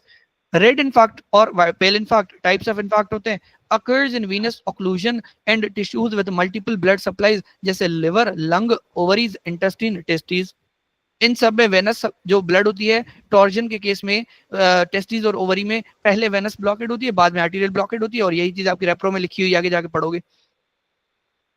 And ultimately क्या होता है with reperfusion, for example after angioplasty reperfusion injury due to damage by free radicals. ये ऐसे ही होता है, for suppose ये बंद हो कुछ दिनों के लिए एक जगह, ठीक है, अब जब आपने इसको खोला तो क्या होगा, ब्लड जो होगी वो आगे जाएगी। अब जब ब्लड आगे जाती है तो वो कैल्शियम को भी लेके जाती है, और वो जो कैल्शियम होगी वो सेल्स को जब एंटर करती है तो वो कैल्शियम क्या करती है, डिग्रेडेटिव एंजाइम्स को एक्टिवेट कर देती है, जिसकी वजह से रेड इन्फार्क्ट हो जाता है। जैसे मैं ऐसे याद रखता हूँ कि ब्लड टॉर्जन के केस में ब्लड भर जाती है, यहाँ भी ब्लड जो वापस आ रही है, तो जब ब्लड भर जाए तो उसको रेड का कलर देता है, जैसे पिक्चर ए में दिख रहा है। पिक्चर बी हार्ट की पिक्चर है, और ये पेल इन्फार्क्ट का क्लासिक एग्जांपल है, occurs in solid organs with single in arterial blood supply, heart, kidney, retina. Free radical injury क्या होती है? फ्री रेडिकल मैंने डेगर का एग्जांपल दिया था, छुरी का एग्जांपल दिया था। फ्री रेडिकल्स क्या करते हैं, डैमेज करते हैं cells via membrane lipid peroxidation, जिसपे मैं काफी टाइम ऊपर रुका था। Protein modification, DNA breakage, initiated via radiation exposure, cancer की therapy, metabolism of drugs phase 1 जैसे फॉर सपोज लिवर में जो हो रहा होता है, रिडॉक्स रिएक्शन, नाइट्रिक ऑक्साइड जैसे इन्फ्लेमेशन के केस में, transition metals iron copper form free radicals via Fenton reaction, WBC जैसे न्यूट्रोफिल मैक्रोफेज ऑक्सीडेटिव बर्स्ट करते हैं। Free radicals can be eliminated by scavenging enzymes जैसे catalase, super oxide dismutase, glutathione peroxidase. ठीक है, spontaneous decay या antioxidant जैसे मैंने आपको एक्ट्रेसेस का एग्जांपल दिया, या फेयरनेस क्रीम्स कॉस्मेटिक क्रीम्स का एग्जांपल दिया। Vitamin A, vitamin C, vitamin E antioxidant की तरह काम करते हैं। एंड सर्टेन मेटल कैरियर होते हैं जो जैसे ट्रांसफेरिन है या सेलुलोप्लाज्मिन है, वो क्या करते हैं, बाइंड करते हैं आपके कॉपर को आयन के साथ, चीलेटर की तरह काम करते हैं, चीलेट करके आयन को अपने साथ बाइंड कर लेते हैं। हद से ज्यादा इंपॉर्टेंट ग्रीन कलर। ठीक है, उसके बाद आपका क्या है, एक और चीज बता दूं, सुपर ऑक्साइड डिस्म्यूटेज एक एंजाइम होता है, ठीक है, इसका काम क्या होता है, O2 जो -1 पहले O2 होता है, वो O2 -1 में कन्वर्ट होता है। रेस्पिरेटरी बर्स्ट थोड़ा सा याद आ रहा है कि वो O2 -1 में कन्वर्ट होता है। अब इस O2 -1 को H2O2 में कन्वर्ट करना है, यानी आगे फर्दर इसको प्रोसीड करना है, तो आपको क्या चाहिए, सुपर ऑक्साइड डिस्म्यूटेज एंजाइम चाहिए। अगर ये सुपर ऑक्साइड डिस्म्यूटेज एंजाइम नहीं होता तो ऑक्सीडेंट बहुत ज्यादा रह जाते हैं, आपको एजिंग हो जाती है। एजिंग, अर्ली एजिंग को बोलते हैं प्रोगेरिया। जैसे पा मूवी में, अगर आपने देखा होगा, पा मूवी देखी है कभी बचपन में? नहीं देखी थी पा मूवी? कैरेक्टर याद है मुझे, वो कैरेक्टर मैंने देखा हाँ, है। कैरेक्टर याद है। हाँ, कैरेक्टर देखा है तो बस इतना समझ लो कि एक छोटा सा बच्चा होता है 9 साल का, वो अपने बाप से ज्यादा बूढ़ा लगता है, क्योंकि उसके पास सुपर ऑक्साइड डिस्म्यूटेज एंजाइम नहीं होता, तो उसको अर्ली एजिंग हो जाती है। और सुपर ऑक्साइड डिस्म्यूटेज 1 के ना होने से, या SOD1 म्यूटेशन कहते हैं, लू गेरिक डिजीज में होती है। सुनिए कभी लू Gericke disease, एमायोट्रोफिक lateral sclerosis neuro में। बिल्कुल। ये दो इसके एसोसिएशंस हैं जो इंटीग्रेशन से तुमने याद कर लिए। एग्जांपल्स क्या है, oxygen toxicity, retinopathy of prematurity. Okay, जो ALH के अंदर है वो वही वाला सुपर ऑक्साइड डाइम्यूटेज है। बिल्कुल, सोडी जिसको बोलते हैं हम लोग, SOD1 म्यूटेशन। सही, ऐसे ही यही तो है ना, जो तुमने फर्स्ट एड को समझाया ना, तुमने दुआ को दगा पड़ा, इसमें मेरा कसूर नहीं है ना ब्रो। समझ आ रही है मेरी बात? ठीक है, तो कहने का मकसद है कि ये देखो लिखा हुआ है सुपर ऑक्साइड डिस्म्यूटेज, अगर मुझ पे यकीन नहीं है तो। हेमायोट्रोफिक लेटरल स्क्लेरोसिस, SOD1 म्यूटेशन इसको बोलते हैं। लू गेरिक क्योंकि बंदे का नाम था जिसको फर्स्ट टाइम हुई थी, बेसबॉल प्लेयर था। इसका ट्रीटमेंट है राइल्यूजोल, हद से ज्यादा इंपॉर्टेंट। घूमते फिरते मैंने तुम्हें न्यूरो का एक टॉपिक पढ़ा दिया, आगे चलो वापस आ जाओ अपनी जगह पे। ऑक्सीजन टॉक्सिसिटी में क्या होता है, मेरी स्क्रीन अब आ रही है, देखो। एक मिनट। अरे डॉक्टर साहब, मैंने तो स्क्रीन शेयर ही नहीं की, बताया तो नहीं आपने मुझे? नहीं, अभी गई है, अभी की अभी गई है? अच्छा, ओके गुड, ठीक है। चलें, ये पा वाला देख लें आप। पढ़े आगे? Okay, oxygen toxicity, retinopathy of prematurity, abnormal vascularisation, bronchopulmonary dysplasia, perfusion injury after thrombolytic therapy. अब ये जो रेटिनोपैथी ऑफ प्रीमेच्योरिटी है ना, इसका अपना एक कॉन्सेप्ट है कि जब बेबी छोटा सा होता है ना, उसको हम लोग क्या करते हैं, ऑक्सीजन सप्लाई दे देते हैं बहुत ज्यादा। उससे क्या होता है कि आपके जो ऑक्सीजन देने से क्या होता है, आपकी वेस्कुलराइजेशन तो हो जाती है पहले, ठीक है, लेकिन जब हम ऑक्सीजन हटा देते हैं तो मेरे ख्याल से फिर वेस्कुलराइजेशन आगे नहीं हो पाती। मैं आपको इसका वो दिखा देता हूँ गूगल से, अगर मैं गलत बता रहा हूँ तो भी करेक्ट कर लेते हैं मैकेनिज्म। ये इंपॉर्टेंट है बहुत ज्यादा, इसका यू वर्ल्ड पे मैंने सवाल किया हुआ है एक आधी दफा, एक से ज्यादा दफा भी किया होगा। Retinopathy of prematurity is a two-phase disease by disrupted retinal vascular development in preterm infants. The delicate unfinished blood vessels of the premature retina are highly sensitive to oxygen levels and other environmental stressors, causing abnormal and often destructive blood vessel growth. होता यही है, एक छोटा बच्चा होता है, उसको हम लोग ये दे रहे होते हैं, ठीक है। अपनी फर्स्ट एड में भी लिखा है, मैं दिखा देता हूँ।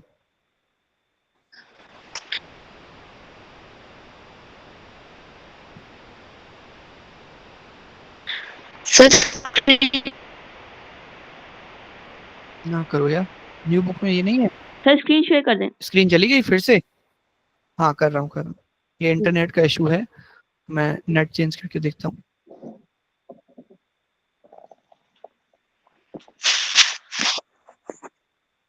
अब आ रही है स्क्रीन, देखें। नहीं अभी नहीं आ रही। चलिए मैं फिर से शेयर कर देता हूँ। अभी नहीं आ रही स्क्रीन? देखें देखें। नहीं सर अब तो अभी आनी नहीं चाहिए डॉक्टर साहिबा। सर नहीं अच्छा आई। अच्छा अच्छा, मैं फिर से कर देता हूँ। आपके यहाँ भी नेट का इशू हो सकता है, अपना यूट्यूब चला के देख लें, चल रहा है यूट्यूब, देखें।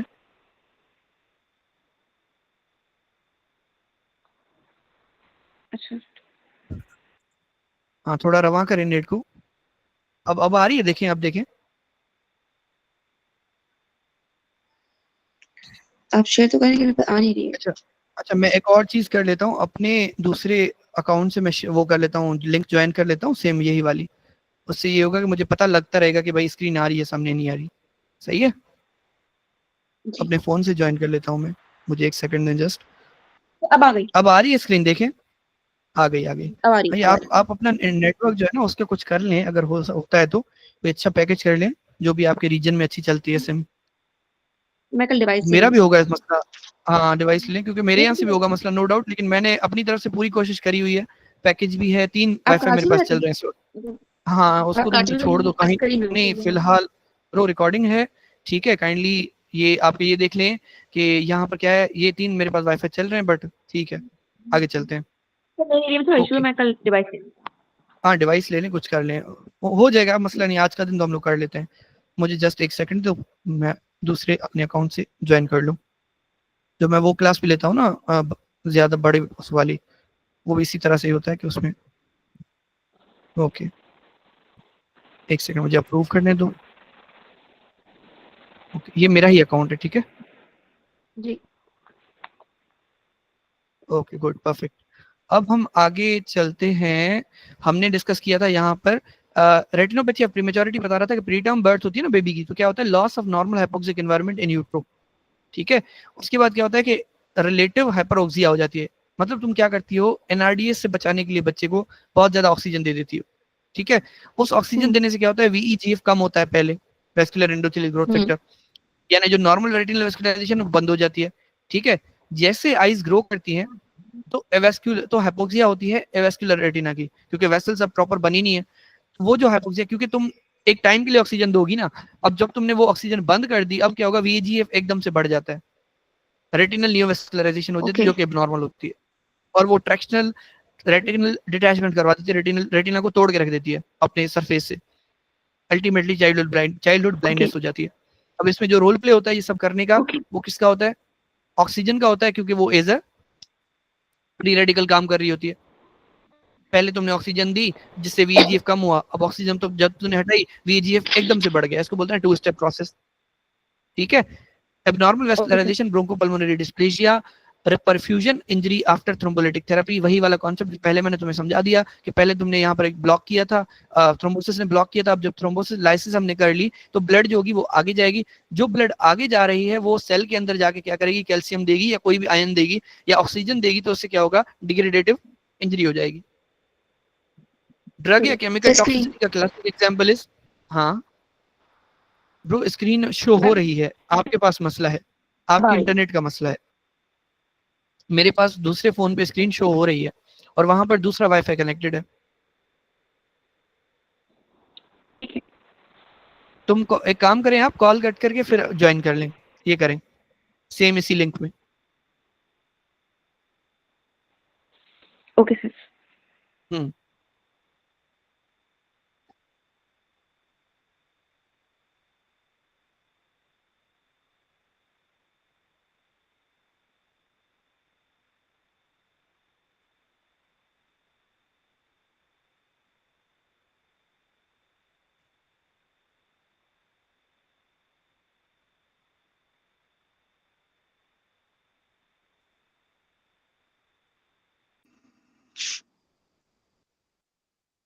ठीक है, जी आ रही है। हाँ मसला ये है, अगर मेरी तरफ से मसला होता ना तो मेरा जो दूसरा फोन चल रहा है ना उसमें स्क्रीन नहीं दिख रही होती। समझ रही है ना आप? ओके, कोई मसला नहीं है, आप भी कोई मसला नहीं है, इंटरनेट तो हम दोनों के बस में नहीं है। अब वो तो जैसी चलेगी हम उसके हिसाब से हमें गुजारा करना है, उस पर तो मैं आपके साथ कोऑपरेट करूंगा, आप मेरे साथ। आगे चलते हैं। ड्रग और chemical toxicity, acetaminophen overdose hepatotoxicity करवा देती है। बहुत पुराना ये चीज है, आपको पता होनी चाहिए। ठीक है, कि ये वाली जो बात है वो तो बहुत पहले की चल रही है कि भाई अगर पैनाडोल ज्यादा बंदा ले लेता है, एसिटामिनोफेन इज पैनाडोल सिंपली, तो पैनाडोल ज्यादा लेने से आपको फैटी, हाँ रिएक्टिव ऑक्सीजन स्पीशी वाली इंजरी हो सकती है। ठीक है, हेपेटोटॉक्सिसिटी हो जाती है, ग्लूटाथायोन कम हो जाता है सर में, ये हम पढ़ेंगे अगर कोई टॉपिक आगे आगे तो। कार्बन टेट्राक्लोराइड CCl4 जो होता है, क्लोरोफॉर्म बोलते हैं, ये कन्वर्टेड बाय P50, अच्छा ये carbon tetrachloride converted bye P450 into CCl3, जो कि क्या होता है, फ्री रेडिकल होता है, फैटी लिवर करवा देता है आपको। सेल इंजरी की वजह से क्या होता है, एपोलिपोप्रोटीन सिंथेसिस कम होती है, फैटी चेंजेस आ जाते हैं। सेंट्री लोबुलर नेक्रोसिस, एक काम कर लो ना, अपने पास फर्स्ट एड भी खोल लो, अगर स्क्रीन कम अगर नहीं भी आती किसी 10-15 सेकंड के लिए तो वहां से देख लो। ठीक है, पेजेस को ऐसे स्क्रॉल करो कि मुझे ना सुनाई दे, कम से कम इतना तेज मत स्क्रॉल करो उसको। ओके, फैटी चेंज, उसके बाद क्या है आपका ये centrilobular necrosis, metal storage disease, haemochromatosis, iron या विल्सन डिजीज, कॉपर का जमा होना हो जाना, अल्टीमेटली फ्री रेडिकल इंजरी करवाएगा। आयोनाइजिंग रेडिएशन टॉक्सिसिटी, ठीक है, आयोनाइजिंग रेडिएशन टॉक्सिसिटी, ठीक है। अभी कितना टाइम हुआ है? हमने 3:30 बजे क्लास शुरू किया है। ठीक है, मैं 5 बजे तक आपकी क्लास लूं, उसके बाद बाकी हम रिमेनिंग बाद में करें, ऐसे करें? ठीक है, ये आज पूरा करना है, क्योंकि एक तो आप लोड हो जाओगे, थोड़ा मुझे काम भी है, तो मैं चाहता हूँ आपका 1.5 घंटा मैं कल ले लूँ या तो, बाकी जैसे। अच्छा मुझे आपसे कोर्स के बारे में बात करनी थी, आप कंप्लीट कर लें वो मैं बाद बात में, करती वो हूँ। जी टॉक्सिसिटी क्या सीन है? Ionising radiation cause DNA, for example double strand breaks and cellular damage both directly and indirectly through production of free radicals. Free radical को याद कर लो, ये छुरी का काम करता है। ठीक है, complications usually rise when patient is exposed to significant doses, जैसे रेडियोथेरेपी करवाते हैं हम पेशेंट की, या न्यूक्लियर रिएक्टर एक्सीडेंट्स हो जाते हैं। न्यूक्लियर रिएक्टर एक्सीडेंट जो एटॉमिक एनर्जीज के साथ जिनका काम होता है, जिनकी जॉब होती है वहां पे। ठीक है, ठीक है। या ऐसे रीजन जैसे जैसे जो जहां पर एटॉमिक जो आपके एनर्जी है उसका वो किया गया हो, एक्सपेरिमेंट किया गया हो, ऐसे रीजन में, जैसे जापान में हिरोशिमा नागासाकी में बहुत ज्यादा मसले आए थे, क्योंकि उनके बच्चे अभी तक पैरालाइज पैदा होते हैं, तो ये एक बहुत बड़ी प्रॉब्लम है। लोकलाइज्ड इन्फ्लेमेशन फाइब्रोसिस पे न्यूप्लेजिया कैंसर्स के चांसेस बहुत ज्यादा बढ़ जाते हैं, स्पेशली थायराइड या ब्लड वाले। अक्यूट रेडिएशन सिंड्रोम में क्या होता है, develops after sudden whole body exposure to high doses of ionizing radiation, nausea, vomiting, diarrhea, hair loss, erythema, cytopenias, headache, altered mental status, Ratte वाली चीजें सारी कि रेडिएशन की वजह से क्या क्या आ ठीक रहा है। है। Stem cells of rapidly regenerating tissues, skin, bone marrow, GI tract, gonads are most susceptible to radiation injury. हद से ज्यादा इंपॉर्टेंट बात, पूछता है आपका जी, ठीक यूवर्ल्ड, है। पूछता है आपका एम्बोस, ठीक है। Radiotherapy damages cancer cells more than healthy cells because cancer cells have dysfunctional DNA repair mechanism in addition to higher replicative states. ठीक है। ये ठीक जो है। रेडियोथेरेपी है जी, वो कैंसर सेल्स को डैमेज करती है हेल्दी सेल्स से ज्यादा, क्योंकि जो कैंसर सेल्स हैं उनका जो डीएनए होता है वो डिसफंक्शनल, उनका जो डीएनए रिपेयर मैकेनिज्म होता है डिसफंक्शनल होता है। इसीलिए हम कैंसर का ट्रीटमेंट करते हैं रेडियोथेरेपी, ठीक है। Chemotherapy, radiotherapy. ठीक है। रेडियोथेरेपी करवा भी रही है आपको कैंसर, यानी जो रेडिएशन डोज है वो आपको कैंसर करवा भी रहा है, लेकिन आपके बिल्कुल, कैंसर सेल को किल भी कर रहा है। ओके। ठीक है। टाइप्स ऑफ कैल्सिफिकेशन, एक होती है डिस्ट्रॉफिक कैल्सिफिकेशन जो किसी खास रीजन लोकलाइज्ड होती है, जो आपका मेटास्टेटिक होता है वो डिफ्यूज होती है। अल्टीमेटली दोनों में क्या होता है, calcium deposit appear deeply basophilic, जी, eosinophilic पिंक कलर होता है, बेसोफिलिक ब्लू कलर होता है, और चीनी स्टेन, हेमाटोक्सिलिन, योसिन स्टेन। ऐसा। In abnormal diseased tissue, in normal tissue तो मेटास्टेटिक वाला, क्योंकि ये किसी और जगह से आ रहा है, जो लोकलाइज्ड है ये जी, वहीं का मसला है। जी, कैल्सिफिक एओर्टिक स्टेनोसिस, टीबी में lung and pericardium classic example, वो अपना क्या नाम क्लासिक रीजन। जी, टीबी लंग और पेरिकार्डियम यानी हार्ट और लंग दोनों की कैल्सिफिकेशन करवा सकती है। And other granulomatous infections, liquefactive necrosis of chronic abscesses, fat necrosis, infarct, thrombi, schistosomiasis, congenital CMV, toxoplasmosis, rubella, psammoma body जो नीचे पड़ने वाले हैं, CREST syndrome, atherosclerotic plaque can become calcified. सब याद करना है आपको, ओके, रटे वाली चीजें। सेकेंडरी टू इंजरी और जी, नेक्रोसिस, ऑब्वियस सी बात है। मेटास्टेटिक में वाइड स्प्रेड होता है, डिफ्यूज होता है, मेटास्टेटिक होता है, किसी और जगह से आता है, नॉर्मल जगह को आगे हिट करता है।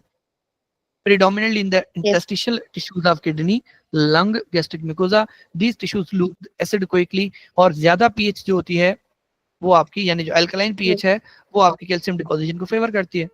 नेफ्रोकैल्सिनोसिस बिल्कुल ऑफ सही। Collect nephrocalcinosis of collecting ducts may lead to nephrogenic diabetes insipidus, वही diabetes insipidus जिसमें आपका ADH रिसेप्टर काम नहीं करता ऑफ द किडनी बिल्कुल ऑन सही। द कलेक्टिंग डक्ट, ठीक है, एंड रीनल फेलियर हो जाएगा। सेकेंडरी टू हाइपरफॉस्फेटीमिया हो सकती है, ये मेटास्टेटिक कैल्सिफिकेशन। उसके बाद आपका क्या है, chronic kidney disease for suppose, क्योंकि जो फॉस्फेट होगा वो क्या करता है, ठीक है, कैल्शियम को अपने साथ कंबाइंड करके बॉडी में स्टोर करता जाता है। एंड हाइपरकैल्सीमिया फर्स्ट प्राइमरी हाइपरपैराथायरॉयडिज्म से हो, सार्कोइडोसिस से हो, हाइपरविटामिनोसिस टाइप डी से हो। ठीक ठीक है, है। देन आपका स्मोमा बॉडी, वर्ड स्मोमा का मकसद है सैंड लाइक, रेत की तरह, और ये रेत जी, की तरह एक जरा दिखता है। क्या होता है आपका, concentrically laminated calcified spherules usually seen in certain types of tumours, papillary thyroid carcinoma, meningioma, serous ovarian carcinoma, mesothelioma, prolactinoma, milk. Please mom don't forget the okay, milk. Amyloidosis ठीक है। क्या होता है, अमाइलोइडोसिस ये एक डिजीज है, या यूं समझ लें एक प्रोटीन मेल फंक्शन का मसला है। इसमें क्या एब्नॉर्मल होता है, इन फूड प्रोटीन हाँ एबनॉर्मल एक्युमुलेशन। प्रोटीन जो है वो आपकी अकमुलेशन होती है इसमें। ठीक है, ठीक है। एबनॉर्मल प्रोटीन अकमुलेशन होती है। असल में जो नॉर्मल प्रोटीन होती है ना डॉक्टर साहब, वो होती है अल्फा वाली, अल्फा चेन वाली जो होती है वो यूज होती है। ठीक है, जो प्रोटीन बन रही होती है ना, लेकिन जो बीटा चेन वाली जी, होती है उनको डिग्रेड होना होता है normally with the help of proteasome या ठीक है, लाइसोसोम के अंदर, जनरली मतलब उनको डिग्रेड होना होता है। लेकिन अगर वो जो बीटा प्लेटेड शीट है वो अगर डिग्रेड ना हो और वो जमा हो जाए तो उससे मसले होते हैं। Extra cellular deposition of protein in abnormal fibrillar form, beta pleated sheet क्या करेगी, सेल इंजरी करवाएगी, क्योंकि अब जब सेल देखेगा कि ये मिसफोल्डेड प्रोटीन पड़ी है वह प्रोसेस होने की कोशिश करेगा। जबकि ये जो आपकी अमाइलॉइड है बनी एक जगह पे थी, किसी और जगह पे जाके डिपॉजिट होगी तो मैनिफेस्टेशंस आएंगी। रीनल में नेफ्रोटिक सिंड्रोम हो जाएगा इसकी वजह से, कार्डियक में रेस्ट्रिक्टिव कार्डियोमायोपैथी, जीआई में हेपेटोस्प्लेनोमेगाली, न्यूरोलॉजिक पेरिफेरल सही, neuropathy, musculoskeletal muscle enlargement, macroglossia, tongue सही, का बढ़ जाना, टंग का बहुत ज्यादा इनलार्ज हो जाना, कार्पल टनल सिंड्रोम, सही, रिस्ट में आपकी जो मीडियन नर्व है उसका कंप्रेस हो जाना, स्किन में waxy thickening, easy bruising. Amyloid yes, deposits can be visualized by Congo red stain, red और orange on non-polarized light। अगर polarized light पे करोगी तो उस पे एप्पल ग्रीन बायरेफ्रिंजेंस मिलती है। पिक्चर याद कर लो, ठीक है, लैब फाइंडिंग याद कर लो, एचएनई स्टेन पे ये amorphous पिंक मटेरियल मिलता है। प्राइमरी जो अमाइलोइडोसिस होती है, ठीक है, कॉमन टाइप्स में primary amyloidosis, secondary amyloidosis, transthyretin amyloidosis, dialysis related amyloidosis. Dialysis जी, रिलेटेड अमाइलोसिस में क्या क्या सीन होता है कि नॉर्मली किडनी से कुछ ना कुछ वो बाहर निकल रही थी, लेकिन अब क्योंकि डायलिसिस में क्या होता है, सिर्फ आपका कुछ खास बीटा टू जो चीजें माइक्रोग्लोबुलिन नहीं होती निकल है वही पाती। एक्सचेंज होती है, यूरिया वाली। हाँ यूरिया वाली, तो बीटा टू माइक्रोग्लोबुलिन जो होगा बॉडी में डिपॉजिट होता जाएगा, ये किडनी में डिपॉजिट होता जाएगा। अल्टीमेटली क्या क्या होगा, एंड स्टेज रीनल डिजीज हो जाएगी। अगर आप लॉन्ग टर्म क्योंकि डायलिसिस से चंद चीजें आप बाहर निकाल सकते हो, हाँ, हर बिल्कुल। एक चीज नहीं निकाल सकते बाहर, तो किडनी में बाकी चीजें जो होगी वो डिपॉजिट होती जाएंगी, ठीक है। हाँ, ट्रांसथायराइडइन अमाइलोइडोसिस का क्या होता है, ट्रांसथायराइडइन एक प्रोटीन होती है, प्रोटीन अमाइलोइड का एक फॉर्म होता है जो स्पोरेडिक होगी, यानी अगर एनवायरमेंटल कॉज की वजह से होगी, wild type TTR, wild type बोलते हैं जो ओरिजिनल जेन्युइन आपका जो भी आपका जीन हो, ठीक है। अगर वही जीन म्यूटेटेड हो तो उसको हेरिडिटरी म्यूटेशन बोलते हैं। स्पोरेडिक मतलब एनवायरमेंटली कोई भी आपको चेंज आई, स्लोली प्रोग्रेसिव थी, एसोसिएटेड विद एजिंग था, टाइम के साथ वो चीज हुई, मेनली अफेक्ट करता है हार्ट को। जो फेमिलियल अमाइलोइड पोलिन्यूरो, जो फेमिलियल वाला होता है वो फेमिलियल अमाइलोइड पोलिन्यूरोपैथी भी करवाता है, यानी आपका न्यूरल नर्वस सिस्टम और कार्डियो को दोनों को इन्वॉल्व करता है। Secondary amyloidosis A form, serum amyloid A seen in chronic inflammatory conditions, जैसे आपका सेकेंडरी इसलिए बोल रहे हैं क्योंकि ये जो कंडीशंस हैं वो उनकी वजह से हो रहा है, किसी और चीज की वजह से हो रहा है। Rheumatoid arthritis, inflammatory bowel disease, familial Mediterranean fever, protracted infection, इन सब की वजह से कोई एबनॉर्मल प्रोटीन्स बन रही हैं, वो जो प्रोटीन्स हैं वो आपको अल्टीमेटली अमाइलोइड की तरह डिपॉजिट हो रही है। अगर प्राइमरीली आपके जो प्लाज्मा सेल हैं, जो बीटा सेल होते हैं, mature beta cell, plasma cell से की डिस्क्रेजियाज हो, मल्टीपल माइलोमा, उससे एबनॉर्मल इम्यूनोग्लोबुलिन्स बनना शुरू हो जाएं, स्पेशली उनका जो लाइट चेन फॉर्म है जिसको हम AL बोलते हैं, वो क्योंकि अब प्राइमरीली हमारे प्रोटीन प्रोडक्शन का मसला है, प्लाज्मा सेल का मसला है, उसको बोलते हैं प्राइमरी अमाइलोइडोसिस। और ये सारे ब्लड में होते हैं, सिस्टमिक होते हैं, गलियों में घूम रहे होते हैं। अगर ये लोकलाइज हो किसी खास दुकान पे, अल्जाइमर डिजीज, आपके ब्रेन में बीटा अमाइलोइड प्रोटीन डिपॉजिट हो जाती है कॉर्टेक्स में, cleaved from amyloid precursor protein, isolated atrial amyloidosis, ANP, atrial natriuretic peptide, common associated with ageing, increased risk of atrial fibrillation. ठीक है। अब एक चीज और याद कर लो, ANP BNP तब रिलीज होते हैं, ANP तब रिलीज होता है जब आपका फ्लूइड भर जाए, हार्ट फेलियर के केस में एट्रिया में, वेंट्रिकल में भर जाए तो BNP रिलीज होता है। दोनों रेनिन को अपोज करते हैं, रेनिन को अपोज करेंगे, पानी एब्जॉर्ब नहीं होगा, बाहर रिलीज होगा। क्या हार्ट फेलियर के पेशेंट में रिंगर लेक्टेट लगानी चाहिए या रिंगर या नॉर्मल सेलिन लगानी चाहिए? कभी भी नहीं। कोई पागल होगा जो पानी भरेगा उसमें, पानी निकालना है बाहर, डायूरेटिक दो उसको, इसीलिए एस इनहिबिटर देते हैं, या ANP BNP जो है वो चीजें हैं। अगर ANP की एबनॉर्मल प्रोटीन डिपॉजिट हो जाए कहीं भी, वो जो कि एजिंग से एसोसिएटेड होती है, तो एट्रियल फिब्रिलेशन का रिस्क बढ़ा देती है। Type 2 diabetes mellitus, islet amyloid polypeptide, क्योंकि अब आपके cause by deposition of amylin in pancreatic islets. Amylin पढ़ेंगे हम लोग जब हमने एंडोक्राइन किया, तो अमाइलिन एक प्रोटीन होती है, वो डिपॉजिट हो जाएगी, आपको ये हो जाता है। उसके बाद है आपका मेडुलरी थायराइड कैंसर, कैल्सिटोनिन होता है जो आपके जो पैराथॉर्मोन है उसके ऑपोजिट काम कर रहा होता है। पैराथॉर्मोन पैराथायरॉइड ग्लैंड से रिलीज होता है, कैल्सिटोनिन आपके पीछे पैराफोलिकुलर, मेरे ख्याल से बॉडीज होती थी कुछ, मुझे जितना याद आ रहा है, उससे ये कैल्सिटोनिन रिलीज। हाँ हाँ, पैराफोलिकुलर जी सी जी, सेल, पैराफोलिकुलर सी सेल्स, हाँ परफेक्ट, पैराफोलिकुलर सी सेल से ये रिलीज होता है जो कि secreted from the tumour cells होता है। अच्छा, ओके, ठीक है।